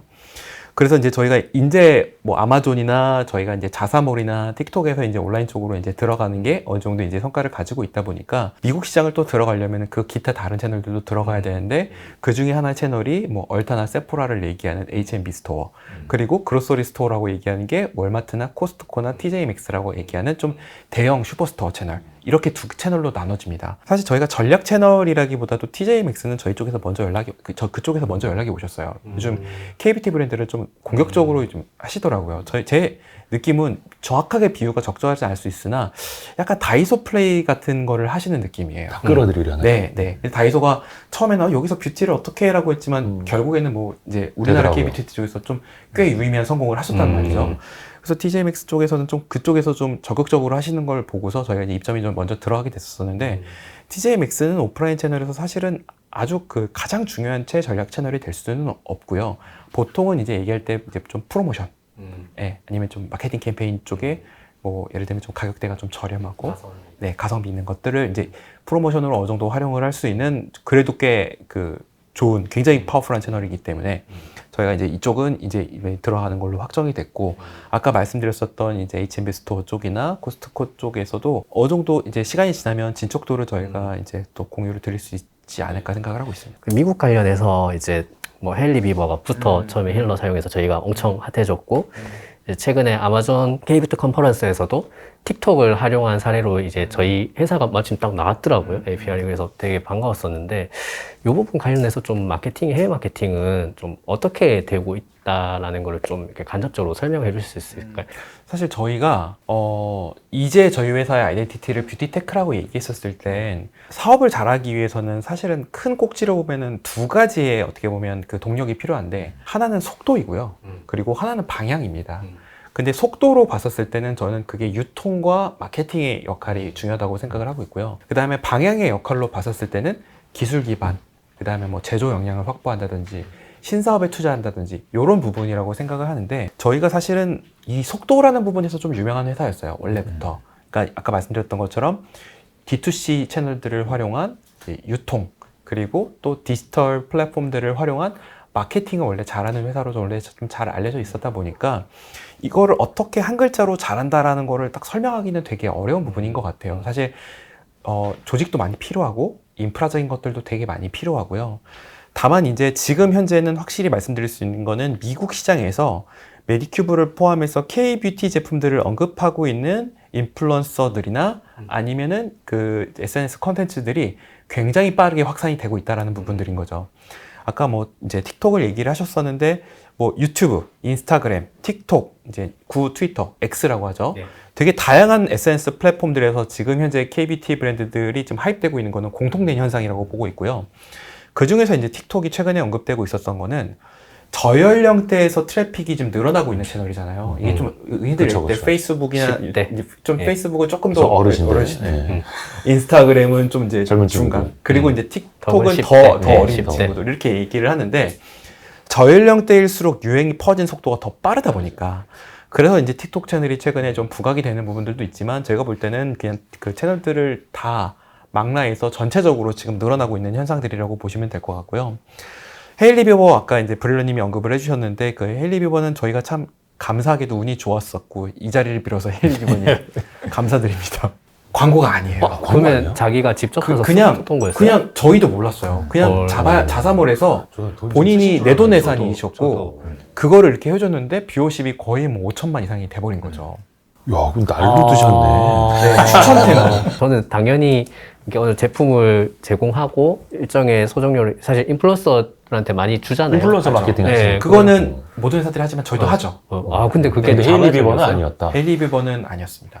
그럼 거의 절이라도 좀 올려야 되는 거 네, 아니에요? 근데 그 영향이 엄청났죠. 영향이 있었죠. 네. 그러니까 뭐야? 라는 게 있었고 그게 이제 사실은 저희가 작년이었어요. 작년이었는데 이게 또 지금은 이제 아까 말씀드렸던 인스타그래머들이나 인플루언서들이 KBT 브랜드들을 많이 취급한다고 했지만 그때 미국에서 활동하는 인스타그래머들이나 인플루언서들은 아예 KBT 브랜드들을 취급하지조차 않았어요. 근데 이게 약간 어느 정도 이제 헤일리 비버가 썼던 제품이네라는 식으로 좀 편하게 이렇게 좀 확산이 되는데 좀 분명히 좀 영향이 있었다고 생각을 하고 있고요. 다만 이제 다른 메가 인플루언서들도 다양하게 있지만 이게 이제 호흡이 되게 빨라졌다 보니까 이제는 메가 인플루언서들이 이렇게 어떻게 언급을 하는 것보다도 피드와 컨텐츠가 굉장히 빠른 속도로 확산이 되고 있고요. 그 얘기는 뭐냐면 이제는 뭔가 어떤 컨텐츠가 막 1년, 2년 가는 게 아니라 그냥 유행이 돼도 한 달에서 한 1주에서 막 2주 정도 확산이 있다가 바로 다음 컨텐츠 피드로 다 이렇게 바뀌는 것처럼 호흡이 그만큼 빨라졌기 때문에 지금은 이제 중요하게 생각하는 거는 피드나 컨텐츠의 수나 조회수가 지속적으로 다양한 컨텐츠를 통해 가지고 확산이 되는 게 되게 중요하고요. 그런 부분을 봤을 때는 메디큐브는 사실 굉장히 팀이 좋습니다.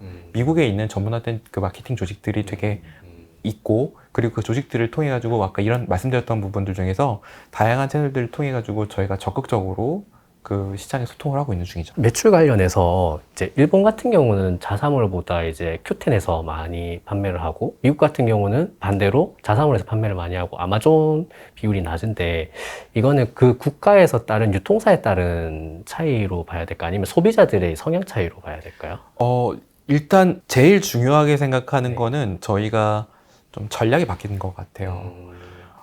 예를 들면 그 원래 일본도 Q10 채널이 저희 메인이 아니라 원래 일본도 자사몰이 메인이었고 그다음에 미국도 저희 자사몰이 메인이었는데, 사실 지금은 미국도 아마존이나 이제 다른 플랫폼들의 매출 비중이 더 자사몰의 비중을 지금 초과해서 좀 빠르게 바뀌고 있는 추세입니다. 왜 이제 그렇게 바뀌고 있냐면 자사몰은 커스터머 로열티를 계속 끌고 가는 데 도움이 돼요. 그러니까 한 번 충성 고객이 되셨던 분이 그쪽에서 계속 재방문을 하시는 거는 도움이 됩니다. 왜냐하면 저희가 그 데이터들을 저희가 내부적으로 또 볼 수가 있고, 어느 정도는 그 데이터들을 활용해서 재구매나 크로스셀링을 고객에게 어떻게 보면 좀 유도를 할 수가 있거든요. 근데 이제 지금은 아마존은 미국에서 빌보드 차트 같은 개념이고요. 그 다음에 Q10이나 라쿠텐은 약간 오리콘 차트, 그리고 뭐 올리브영이나 이런 채널들은 우리나라에서 약간 뭐 멜론 차트 같은 느낌인 것 같아요. 왜냐면 거기서 1등을 순위권을 해야 실리콘투나 이런 채널을 통해 가지고 글로벌에 있는 디스트리뷰터나 이제 그 뭐 리테일러들이 연락이 오는 거예요. 그 채널, 그 사람들도 지금 현재 핫한 브랜드들이 뭐가 있지라를 봤었을 때 그 순위를 보는 거죠. 그러다 보니까 저희도 이제 원래는 채널이 저희가 자사몰을 통해 가지고 계속 안정적으로 10에서 20%씩 성장을 가져갈 거야가 목표였다면, 지금은 이제는 시장이 갑자기 판이 바뀌었잖아요. 뭐 작년 재작년까지만 하더라도 미국에서 KBT가 이 정도로 하입되지는 않았었는데, 지금은 미국의 전체 시장이 막 커지는 게 아니거든요. 미국 전체 뷰티 시장은 아직까지도 연간 성장률이 2%밖에 안 된다고 합니다. 그냥 KBT 전체 점유율이 올라가고 있는 거예요. 네, 그 MS가 바뀌고 있는 틈에서는 저희가 어떻게 보면 유명해져서 유명한 전략을 또 써야 되는 거죠. 그러기 위해선 저희가 이제 플랫폼의 활용을 이제 많이 할 수밖에 없게 되는 거고, 그래서 지금은 이제 아마존이나 이제 Q10 같은 이제 플랫폼들의 활용도를 이제 활용 비중이 좀 늘어나고 있는 추세인 거고요. 자사몰 할 때는 이제 영업이익적인 측면에서 저희가 많이 가져갈 수 있는 장점은 있지만, 매출이 이렇게 폭발적으로 늘어나기는 어려운 단점이 있고, 이제 투자자분들이 이제 살짝 걱정하는 것 중에 하나가, 이제 아마존 불프가 사실 저희 회사에서 가장 큰 행사 중에 하나잖아요. 그러면 아마존 불프 때는 뭐 할인을 좀 많이 하잖아요. 그러면 사실 매출 원가는 비슷할 텐데 이게 할인이 많이 되다 보니까 이제 GPM 자체가 좀 마진이 좀 떨어질 수도 있는 거 아닌가 싶은 걱정들이 좀 있거든요. 그래서 그 부분은 실제로 그 영업이익까지 들어가는 데 있어서 그걸 결정짓는 변수가 생각보다 되게 다양합니다. 그래서 단순히 할인을 한다고 해서 영업이익이 낮아지냐 떨어지냐 보다도 그 안에 변수들이 정말 많습니다. 뭐 예를 들면 아까 말씀드렸던 운반비도 생각보다 되게 비중을 차지할 경우도 많고요. 마케팅 비용도 그렇고 판매 수수료도 그렇고 그 안에 들어가는 연구개발비에 대한 고정비 이슈들도 그렇고요. 그래서 사실 그게 되게 복잡하기 때문에 실제로는 저희가 봤었을 때는 프라임데이나 불프 때는 오히려 영업이익이 더 높게 나올 수가 있어요. 오히려 이제 그거를 거두는 해거든요. 그걸 거두는 시기이기 때문에. 근데 아까 말씀드렸었던 그런 재반 비용들은 그 시즌이 아니더라도 비용이 계속 나눠서 분산이 될 수밖에 없는 거거든요. 그래서 단순히 마진이 많이 깨진다라고 이런 부분들을 이제 저희가 말씀드리기는 참 어려운데, 시장이 되게 안정적이에요. 저희도 한 채널로만 가요. 그리고 대만 전략도 비슷해요. 나오는 제품도 비슷해요. 그러면 저희가 포캐스트가 꽤 비슷하게 정확하게 갈 수 있을 텐데, 지금은 시장의 다이내믹이 굉장히 많아지고 있는 추세이기 때문에 지금은 목표가 그냥 안정적인 이익을 내는 게 아니라 그냥 시장에서 그냥 완전히 하입되는 게 이제 제일 중요한 게 목표예요. 그래서 지금 이제 어떻게 보면 그 현재 이런 다이내믹한 시장에서 저희가 지금 다이내믹한 전략으로 지금 이제 그 대응을 하고 있는 상황이다 보니까, 현재 뭐 정확하게 이게 매출 원가가 뭐 올라가서 뭐 저희가 영업이익에 악영향이 있고 없고를 이렇게 말씀드리긴 되게 조심스러운 단계이고요. 다만 말씀드릴 수 있는 건 뭐냐면, 미국 시장에서 성공을 하게 되면 이익률은 따라올 수밖에 없습니다. 네, 그거는 뭐 다른 회사들도 이미 어느 정도 검증이 된 선례들이 있기 때문에 먼저 비행기에 이륙을 하는 것처럼 이제 시장에서 성공을 시키는 게 중요하고 성공이 되면 그다음부터는 이익은 분명히 따라올 거라고 생각을 하고 있죠. 이제 그 또 하나 이륙 준비하시는 거 좀 여쭤볼게요. 그 스킨 부스터 시장 이제 진출한다고 선언하셨잖아요. 이게 이제 PDRN 그다음에 PN 시장인데 일단은 화장품류부터 이렇게 넣는다라고 자료는 내셨더라고요. 이거 좀 설명 좀 해주세요. 저희가 이미 지금 메디큐브에 PDRN 라인업들이 이미 나와 있고요. 그리고 이 제품도 많이 이제 현재 하고 있는데 화장품 ODM은 아까 제가 이제 설명을 드렸을 때 이미 인프라가 잘 갖춰져 있다고 말씀을 드렸거든요. 근데 그럼에도 불구하고 파마 리서치 같은 회사가 지금 어느 정도 시장에서 성과도 내고 있고 기업 가치를 인정받고 있는 것 중에 하나는 그들이 사실은 내고 있는 그 원료에 대해서 어느 정도 독점적 지위를 갖고 있기 때문에 그런 부분이 있어요. 근데 어쨌든 이 제품은 결국 앞으로 저희는 어떻게 생각하냐면 VT에서 만들고 있는 리드샷 같은 것들도 그렇고 아니면 저희가 하고 있는 엑소좀샷에 들어가는 엑소좀 원료들도 그렇고 아니면 흔히들 줄기세포 배양액 제품 같은 것들도 그렇고 PDRN도 사실은 그런 형태의 제품들인데 저희가 그런 거를 보통 펩타이드형 원료라고 얘기를 하거든요. 그러니까 인체 세포의 재생을 촉진시켜주는 이제 어떻게 보면 세포와 되게 유사한 그 어떻게 보면 아키텍처를 갖고 있는 그런 원료들을 통칭해서 부르는 용어라고 저는 알고 있는데 이제 이 원료들을 사용하게 되면 훨씬 더 이제 사용을 많이 하게 돼도 부작용이 별로 없고 흔히들 얘기하는 이제 애시드 성분의 원료들은 많이 사용하게 되면 부작용도 있는데 이런 원료들은 세포 재생을 촉진시켜주고 되게 좋은 원료들이거든요. 근데 이런 제품들이 사실은 가성비가 아직은 떨어져요. 근데 이런 것들은 원료를 확보하는 게 지금 더 중요한 싸움이 되는 거죠. 다시 돌아서 말씀드리면 ODM 회사는 원료 회사가 아니거든요. 이거를 이제 종합적으로 배합을 해주고 충진을 시켜서 완제품 화장품을 만들어주는 회사라고 그러면 어쨌든 이 원료를 확보하는 부분들이 되게 중요하다고 말씀을 드리는 건데 스킨 부스터형으로 봤을 때 지금은 어쨌든 PN이나 PDRN 원료가 가장 각광을 많이 받고 있고 이 원료가 많이 각광을 받고 있는 원료는 아까 말씀드렸던 펩타이드형 원료 중에서 가장 공급면에서 수월하고요. 왜냐하면 연어에서 나오는데 연어는 많거든요. 그리고 정제 기술도 상대적으로 좀 간편한 편입니다. 다른 때들의 제품들은 추출하는데 훨씬 더 기술도 오래 걸리고 양산도도 어렵고 비용도 많이 들어요. 근데 이 연어 이제 그 정수에서 추출한 PDRN이나 PN 제품들은 그런 부분에서는 좀 가성비가 훨씬 더 좋거든요. 그래서 저희가 이 시장에서 어쨌든 빠르게 패스트 팔로우 전략으로 들어가고 있는 건 앞으로 이 시장이 훨씬 더 커질 가능성이 좀 높다고 생각을 하고 있고요. 이미 한 5년에서 10년에 걸쳐서 피부과 시장에서도 검증된 마켓이라고 생각을 하고 있고 그래서 저희뿐만 아니라 지금 다른 복수의 이제 회사들이 이 시장에 지금 다 진출하고 있는 걸로 알고 있고요.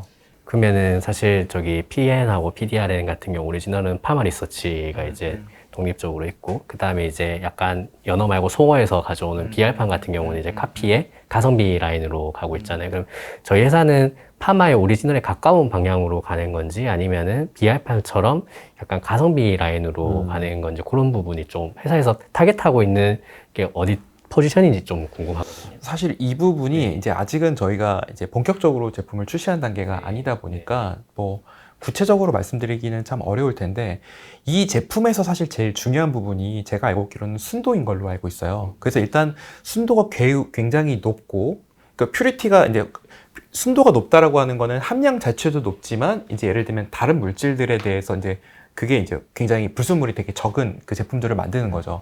그 가격을 합리적으로 만드는 게 매우 중요한 부분이라고 생각을 하고 있기 때문에 저희는 아까 말씀드렸던 것처럼 고품질과 그 다음에 가성비를 동시에 가져가는 거를 목표로 하고 있고요. 이제 이거에 대한 이제 용처는 굉장히 다양하게 될 수 있을 것 같은데 아까 말씀드렸던 것처럼 저희가 자체적으로 출시하고 있는 화장품 라인업에 들어가서 고순도의 PDRN 화장품을 굉장히 저렴한 가격으로 만들 수 있는 가격 경쟁력을 확보하는 게 문제가 또 저희 또 사업 전략이 될 수도 있고요. 또 하나는 지금 아까 말씀드렸던 그 회사가 얘기하고 있는 병원용 그 원료를 만들거나 아니면 저희가 의료기기를 만드는 것도 저희의 파이프라인 중에 하나로 포함이 되어 있고 또 심지어 이 고순도 제품들을 다른 ODM사들을 통해 가지고 저희가 납품을 하는 것도 가능하다고 생각은 하고 있습니다. 상장할 때 피어 그룹이 이제 9개 정도 잡으셨고 거기서 보면 이제 클래시스하고 그 다음에 하이로닉, 원텍 피부과에 공급하는 피부과용 장비 회사들이잖아요. 이걸 결국에는 멀티플 잡을 때 같은 피어로 잡은 거를 보면은 이제 저희 APR도 결국에는 이제 홈 디바이스뿐만 아니라 스킨 부스터도 그렇지만은 에스테틱이나 피부과용 장비로 진출을 하려고 하는 회사에 좀 의지가 있어 보여서 그렇게 피어를 잡은 걸로 저는 봤었거든요. 실제로 회사에서는 그런 부분에 좀 목표를 하고 있는 부분이 있는지 그런 부분도 좀.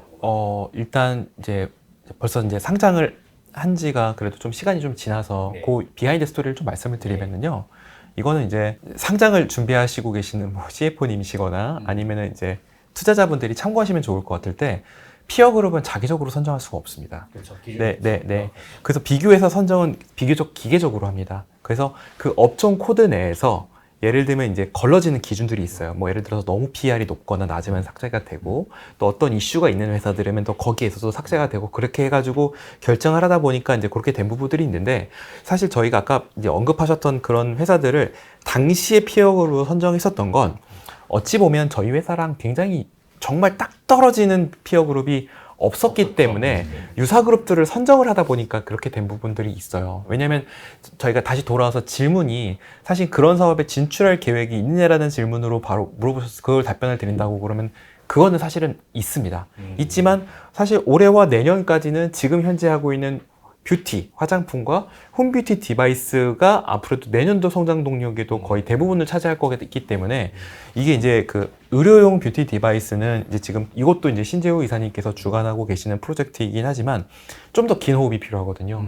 연구 개발도 되게 많이 해야 되고요. 그리고 이미 시장에 어느 정도 또 이렇게 셋업이 돼 있고 또 굉장히 그 잘하고 있는 경쟁사들도 있는 것만큼 저희가 들어갔었을 때 뭔가 다른 거를 보여주지 않으면 사실 의미가 없는 시장이 될 수도 의미가 없는 거가 될 수도 있다 보니까 그렇기는 한데 저희가 어찌 보면 아까도 다시 말씀드렸었던 거는 뭐였냐면 저희가 생각하는 이 시장은 결국에는 앞으로 시장에서 소비자들이 어떠한 뷰를 갖고 있느냐가 조금 더 밀접한 연관을 갖게 되는 것 같아요. 일단 확실히 하나 있는 거는 뭐냐면 나에 대한 투자가 늘어날 수밖에 없는 시장인 거죠. 고령화가 된다는 얘기인 거죠. 우리나라도 고령화가 되지만 사실 고령화는 지금 전 세계적으로 굉장히 가파르게 되고 있거든요. 그러면서 이제 예를 들면 가처분 소득을 많이 갖고 있는 그 부유층들이 이제는 예를 들면 그때는 나를 위한 게 아니라 자식들에게 어떻게 보면 빠르게 그걸 물려주고 아니면 그거의 기술들을 전파를 하고 부를 어떻게 이전할지가 고민이었다면 이제는 이제 대체 수명이 늘어나고 되면서 어떻게 보면은 주요 경제 인구 연령이 이제 30대에서 40대에서 40대에서 50대가 되는 거죠. 아마 저희가 50, 60대가 됐을 때는 그냥 50대가 돼도 은퇴하지 않고 일하는 인구들이 훨씬 더 많게 될 세들이 있는 거죠. 그러니까 훨씬 더 건강하고 젊게 사는 트렌드가 바뀔 거다라는 게 하나가 있는 거고 그리고 두 번째로는 안티에이징의 니즈는 이제는 뭐 특정 어떻게 보면 정말로 뭐 특정 계층의 어쩌면 특정 소비자에만 부합하는 게 아니라 정말로 그냥 그게 대중화가 될 것이다 라고 이제 바라보고 있기 때문에 저희가 생각했을 때는 지금 여기 있는 아까 뷰티 비즈니스에 대한 정의가 저는 그렇게 될 거라고 보는 거죠. 그냥 고객의 소비 경험으로 보면 딱딱 끊어지는 게 아니라 그 사람의 하루 루틴이 아침에 일어나서 메디큐브 크림 바른 다음에 부스터 크림 바르고 그 다음에 뭐 예를 들어서 한 달에 한 번씩 PDRN 주사를 맞으러 피부과에 가고 또 피부과에서 스킨 부스터를 맞으면서 뭐 혹은 전처리 후처리로 뭐 고주파나 아니면은 초음파 피부 시술을 받고 이런 루틴이 계속 반복이 되는 거면 사실은 이거에 대한 밸류 체인은 이 회사와 이 회사가 이 회사가 다른 게 아니라 그냥 하나의 유니버스로 그냥 합쳐질 수밖에 없지 않을까. 계속 저는 얘기를 듣다 보니 비유가 맞는지 모르겠는데 저희 API 회사가 약간 시장 상황에 대비해서 카멜레온처럼 굉장히 빠르게 이렇게 딱 변경을 해서 딱딱딱 거기를 맞춰갈 수 있는 그런 느낌이 되게 많이 들더라고요. 실제로 그 카드 매출 데이터를 보면은 10대, 20대보다 약간 40대, 50대, 60대 올드머니라고 하죠. 그런 분들의 카드 소비 지출이 지금 오히려 훨씬 많이 늘어나고 10대, 20대는 오히려 좀 꺾이고 있는 게 좀 트렌드더라고요. 저희는 그래서 저희 회사를 정의 내릴 때 유통과 마케팅을 잘하는 회사가 기술 경쟁력을 갖추게 됐다라는 게 사실 저희가 이제 한 단어로 APR을 정의 내릴 수 있는 방법일 것 같아요. 그러니까 삼성전자가 전자사업 전체로 들어갔었을 때 80년대에 어쨌든 반도체와 그 다음에 핵심 기술에 대한 투자를 그때 당시에 했었었고 현대자동차도 사실은 그때 당시에 어떻게 보면 이제 라이센싱으로 사업을 시작을 하다가 결국에는 이제 엔진이나 핵심 기술을 이제 투자를 하면서 지금의 어떻게 보면 글로벌 경쟁력을 갖춘 이제 제조 회사로 이제 어떻게 보면 발돋움 했던 것처럼 저희 회사도 사실은 어떻게 보면은 이제 브랜드 마케팅과 유통을 잘하는 회사로 출발을 했다면 이제는 기술 DNA를 탑재한 회사로 가게 되는 거고 그게 말씀하셨던 것처럼 사업적인 현재의 그 트렌드에 맞게 회사의 비즈니스 모델을 빠르게 피버팅을 해가고 있는 중에 있는 거죠. 그 소비자들을 그래서 만날 수 있는 그 접점들 늘려가고 계시잖아요. 그 스페이스 도산? 그게 이제 도산대로 그 근처에 있잖아요. 맞습니다. 압구정. 압구정인가요? 네. 네. 그 인플루언서들 그 많이 다녀가더라고요. 예. 엄청 잘 꾸며 놓으셨던데요? 거기는 통 임대입니까? 예, 통 임대로 했고요. 네. 그게 아마 한 5년? 5년 이상. 5년? 네, 5년 5년. 임대? 네. 플래그십 스토어처럼. 예, 플래그십 스토어고 지금 홍대에도 플래그십 스토어가 있고 저희가 사실 계속 플래그십 스토어의 전략은 일정 부분 좀 가져가려고 생각은 하고 있어요. 사실 이거는 또 좀 다른 스토리일 수도 있는데 이거는 사실 저희 이제 대표님이신 김병훈 대표님이 지금 이제 그 추진하고 있는 그 하나의 이니셔티브 중에 하나인데 결국에는 이 플래그십은 두 가지인 것 같아요. 그냥 소비자들에게 계속 경험을 만들어주는 거이고요. 그리고 사실 또 지역적인 명소로서 외국인들을 또 많이 유치할 수 있는 또 장소이기도 하거든요. 사실 저는 우리나라에서 체험형 브랜드 유니버스를 가장 구축을 잘한 회사가 사실 저는 젠틀몬스터라고 생각을 해요. 젠틀몬스터는 사실 지금도 외국인들에게 되게 많이 알려져 있고 그리고 그 흔히들 얘기하는 그 로보틱스 활용을 한 이제 그 모든 키네틱스라고 얘기를 하더라고요. 그걸로 인한 이제 그 체험 매장 설계를 굉장히 잘한 회사로 좀 알려져 있는데 어쨌든 그 컨셉을 가져가고 지속적으로 그 소비자 경험들을 창출하는 거에 있어서 약간 저희가 이제 저희처럼 사업을 하는 사람 입장에서는 되게 왜 이런 거에다가 투자를 하지라고 할 정도로 되게 투자를 많이 했는데 이게 어쨌든 되게 많이 먹혔어요. 이게 먹혔고 저는 굉장히 훌륭한 전략이라고 생각을 하고 있고요. 어떻게 보면 젠틀몬스터가 물론 완전히 그 브랜드 카테고리 면에서는 굉장히 다른 영역이긴 하지만 이 플래그십 전략에서는 굉장히 유의미한 그 소비자 경험을 만들었던 벤치마크 사례이지 않나라는 생각을 하고 있어요. 그리고 또 이제 2024년에 APR이 상장을 하셨으니까 상장사로서 특히 요즘에 이제 빠지지 않는 키워드가 밸류업 아닙니까? 근데 상장하신 지 얼마 안 돼서 바로 밸류업 관련된 공시를 하셨어요. 네. 주주 환원 내용들. 특별히 어떻게 좀 이제 신경을 쓰시는 거예요? 주주 환원을 위해서. 예, 앞으로도 계속 좀 신경을 쓸 계획이고요. 저희가 이제 상장한 지 얼마 되지는 않았지만 사실 저희가 이제 최근에 좀 유의미하게 보고 있는 거는 그래도 연기금 지분이랑 일단 외국인 지분이 계속 좀 올라가고 있다는 부분인 것 같아요. 좀 이제 중장기 투자. 그렇죠. 네. 근데 특히 이제 그 연기금도 그렇고 외국인 투자자들은 대부분 조금 더 롱텀으로 보시는 투자자들이 많다 보니까 그분들이 되게 중요하게 생각하는 게 지금 밸류업이 있기 전에도 한국은 이런 부분에서 좀 아직까지 좀 주주 환원이나 아니면은 이런 밸류업 정책들이 좀 약하다라는 부분이었는데 저희가 생각했을 때는 지금 밸류업의 취지는 되게 좋다고 판단을 하고 있거든요. 다만 이제 저희 회사의 특성상 뭐 PBR 같은 거를 이제 다른 밸류업 회사들처럼 그렇게 가기는 좀 어려울 것 같고 다만 이제 지금 여기 나와 있는 것처럼 주주 환원율이나 아니면은 뭐 ROE죠. 네, ROE적인 부분에서는 저희가 계속 그렇게 유지할 수 있는 방법들이 일정적으로 계속 주주 환원 정책을 가져가는 게 좋지 않을까라고 생각을 하고 있어서요. 앞으로도 이제 자사주 매입이나 배당과 같은 주주 환원 정책은 저희가 공시된 바도 이제 앞으로 3개년 동안 25% 단기 순이익이 25% 이상 하겠다고 했으니까 최소 25%는 이제 계속 최소. 하지 않을까 보고 있습니다. 그 사실 저희 국내가 이제 코리아 디스카운트 많이 되는 이유가 주주 환원이 잘 안 된다는 되니까. 거잖아요. 근데 이제 자사주 매입을 해도 회사가 그냥 자사주 매입하고 소각을 안 하는데 저도 깜짝 놀란 게 지난 8월에 이제 김병훈 대표님이 주주 서한에서 주주 환원에 진정하게 되려면 매입으로 끝나는 게 아니라 소각까지 하겠다라고 이렇게 표현해 주셔가지고 저는 사실 되게 좀 깜짝 놀랐어요. 깜짝 놀랐고 사실 이런 기업들이 좀 저는 국내에도 많이 나왔으면 좋겠다라는 생각을 하거든요. 그리고 이제 저는 사실 이 회사를 비상장 때부터 봤었으니까 궁금했던 것 중에 하나인데 이제 보통 다른 회사들이 IPO를 하면은 신주 발행을 20에서 많게는 30%까지 하잖아요. 근데 저희 APR 같은 경우는 4% 수준밖에 안 해서 이제 기존 주주들의 권리를 좀 많이 지켜주셨는데 신주 발행 10%, 20% 하냐에 따라서 돈이 얼마가 그쵸, 많이 얼마나 들어오는가의 차이가 들어오냐. 많이 크잖아요. 근데 그 부분을 굳이 안 하고 4% 수준으로 이렇게 하셨던 이유가 좀 일단 저희가 IPO가 재수였어요. 그래서 저희가 이제 4년 전에 원래 IPO를 했다가 이제 어쨌든 그때까지는 요건을 충족하지 못했기 때문에 자진 처리해서 이제 들어가게 됐었던 거였고 저희가 이제 이 말씀을 드리는 이유는 뭐였냐면 저희는 사실은 그거보다 더 적게 할 생각도 하고 있었어요. 근데 이제 기본적으로 유가증권 상장하면서 5%, 4% 이렇게 이제 신주 발행하는 경우도 없더라고요. 그래서 그 일정 부분 이제 어느 정도는 이제 상장을 할 때 그 정도는 신주 공모를 해야 최소한의 신주 공모를 해야 그게 마중물이 돼서 이제 시장에서 어느 정도 유통이 되다 보니까 그 정도를 이제 했던 부분들이 이제 그 정도는 이제 저희가 하기도 했었었는데 저희가 다시 말씀드리는 건 상장의 목표가 자금 유치가 아니었었다라는 거였고요. 그러니까 상장을 하는 거는 사실 이런 겁니다. 글로벌 회사가 되기 위해서 유가증권에 상장을 하는 건 저는 굉장히 많은 부분에서 되게 도움이 된다고 생각을 했어요. 코스닥도 아니고 코스피 쪽으로. 네.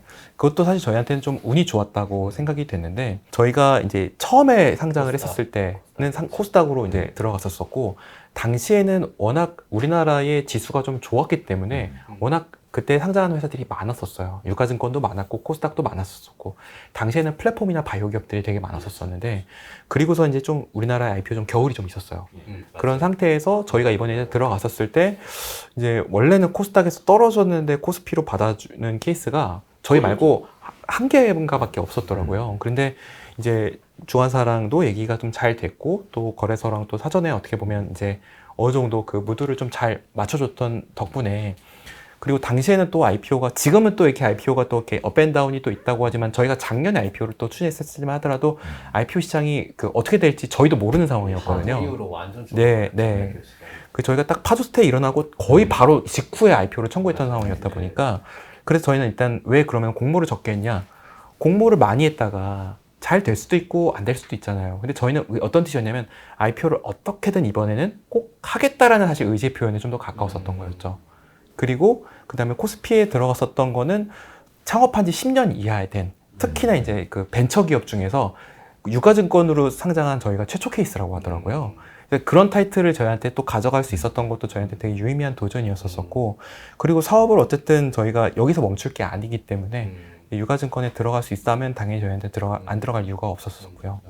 네. 저희 그러면은 이제 IR 관련해서 개인 투자자들이 사실 국내 시장에서 뭐 코리아 디스카운트 요소가 이제 주중 환원이 안 된다는 것도 있지만은 약간 정보의 비대칭성 부분 있잖아요. 사실 그 부분에 있어서 이제 이대호 대표님도 그거를 이제 노다지 노트를 통해서 일반 개인 투자자들한테 공평 오픈된 소스를 주기 위해서 지금 노력을 하고 계신 거고, 사실 지금도 이미 몇몇 기업들은 공개적으로 플랫폼을 통해서 이제 비정규적인 IR 말고 컴플러스, 그 분기 실적 컴플러스는 이제 오픈된 상황에서 하는 회사들이 많이 있더라고요.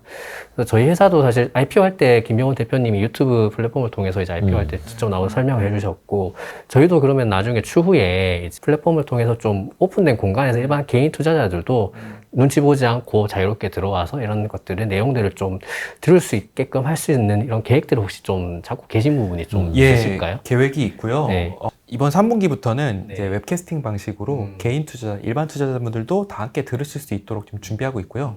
앞으로는 그냥 그 분기, 연간, 뭐 반기 모든 이제 실적 설명회를 액세스를 다 열어놓을 계획입니다.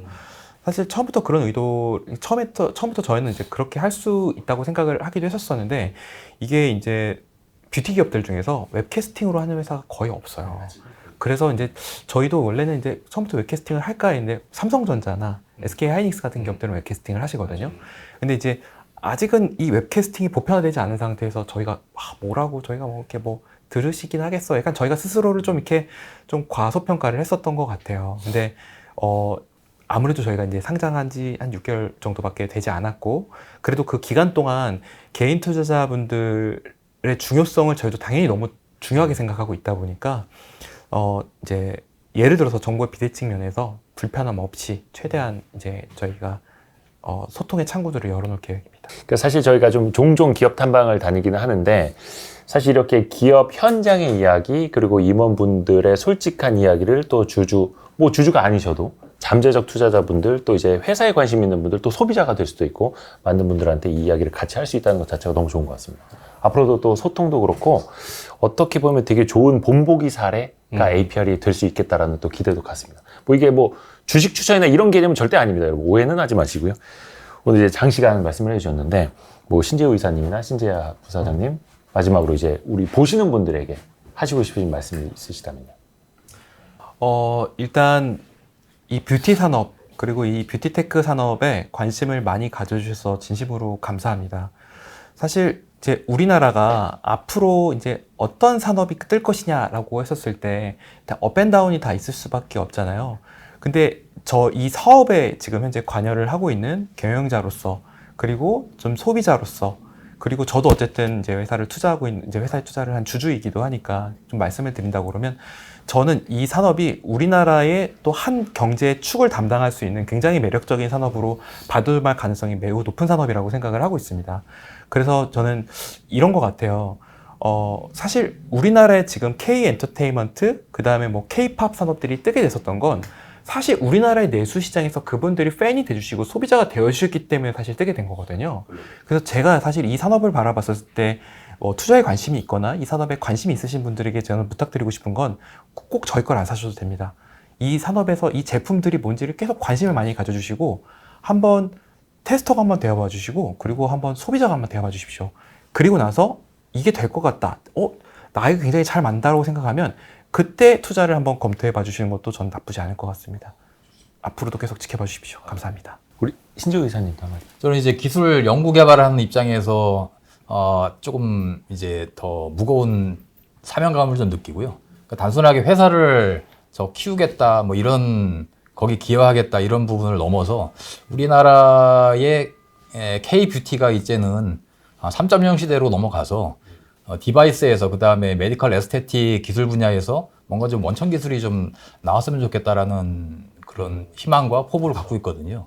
그래서 맨날 뭐 현실적으로 어쩔 수 없지만은 너네 거 언제 들어오나 쳐다보다가 이거 뭐 잘 따라해야지 하는 패스트 팔로우를 좀 넘어서 당당하게 특허 이슈도 좀 피하고 여러 가지 글로벌 시장에서 좀 떳떳하게 팔 수 있는 좋은 효과 좋은 물건들 기술들을 개발하기 위해서 좀 노력을 하고 있으니까요. 그럼 많이 좀 찾아봐 주시고 더군다나 우리 브릴러님이나 와이스트리트 우리 이대 대표님은 같이 저희들을 잘하나 못하나 이렇게 뚫어지게 감시하시는 그런 분들이 계시기 때문에 저희는 좀 더 책임감을 가지고 열심히 임하도록 하겠습니다. 감사합니다. 오늘 장시간 진짜 친절한 설명 너무나 감사드립니다. 우리 APR의 신재하 부대표님 그리고 신재우 이사님 또 브릴러님까지 너무 감사드립니다. 고맙습니다. 네, 감사합니다. 고맙습니다. 고생하셨습니다.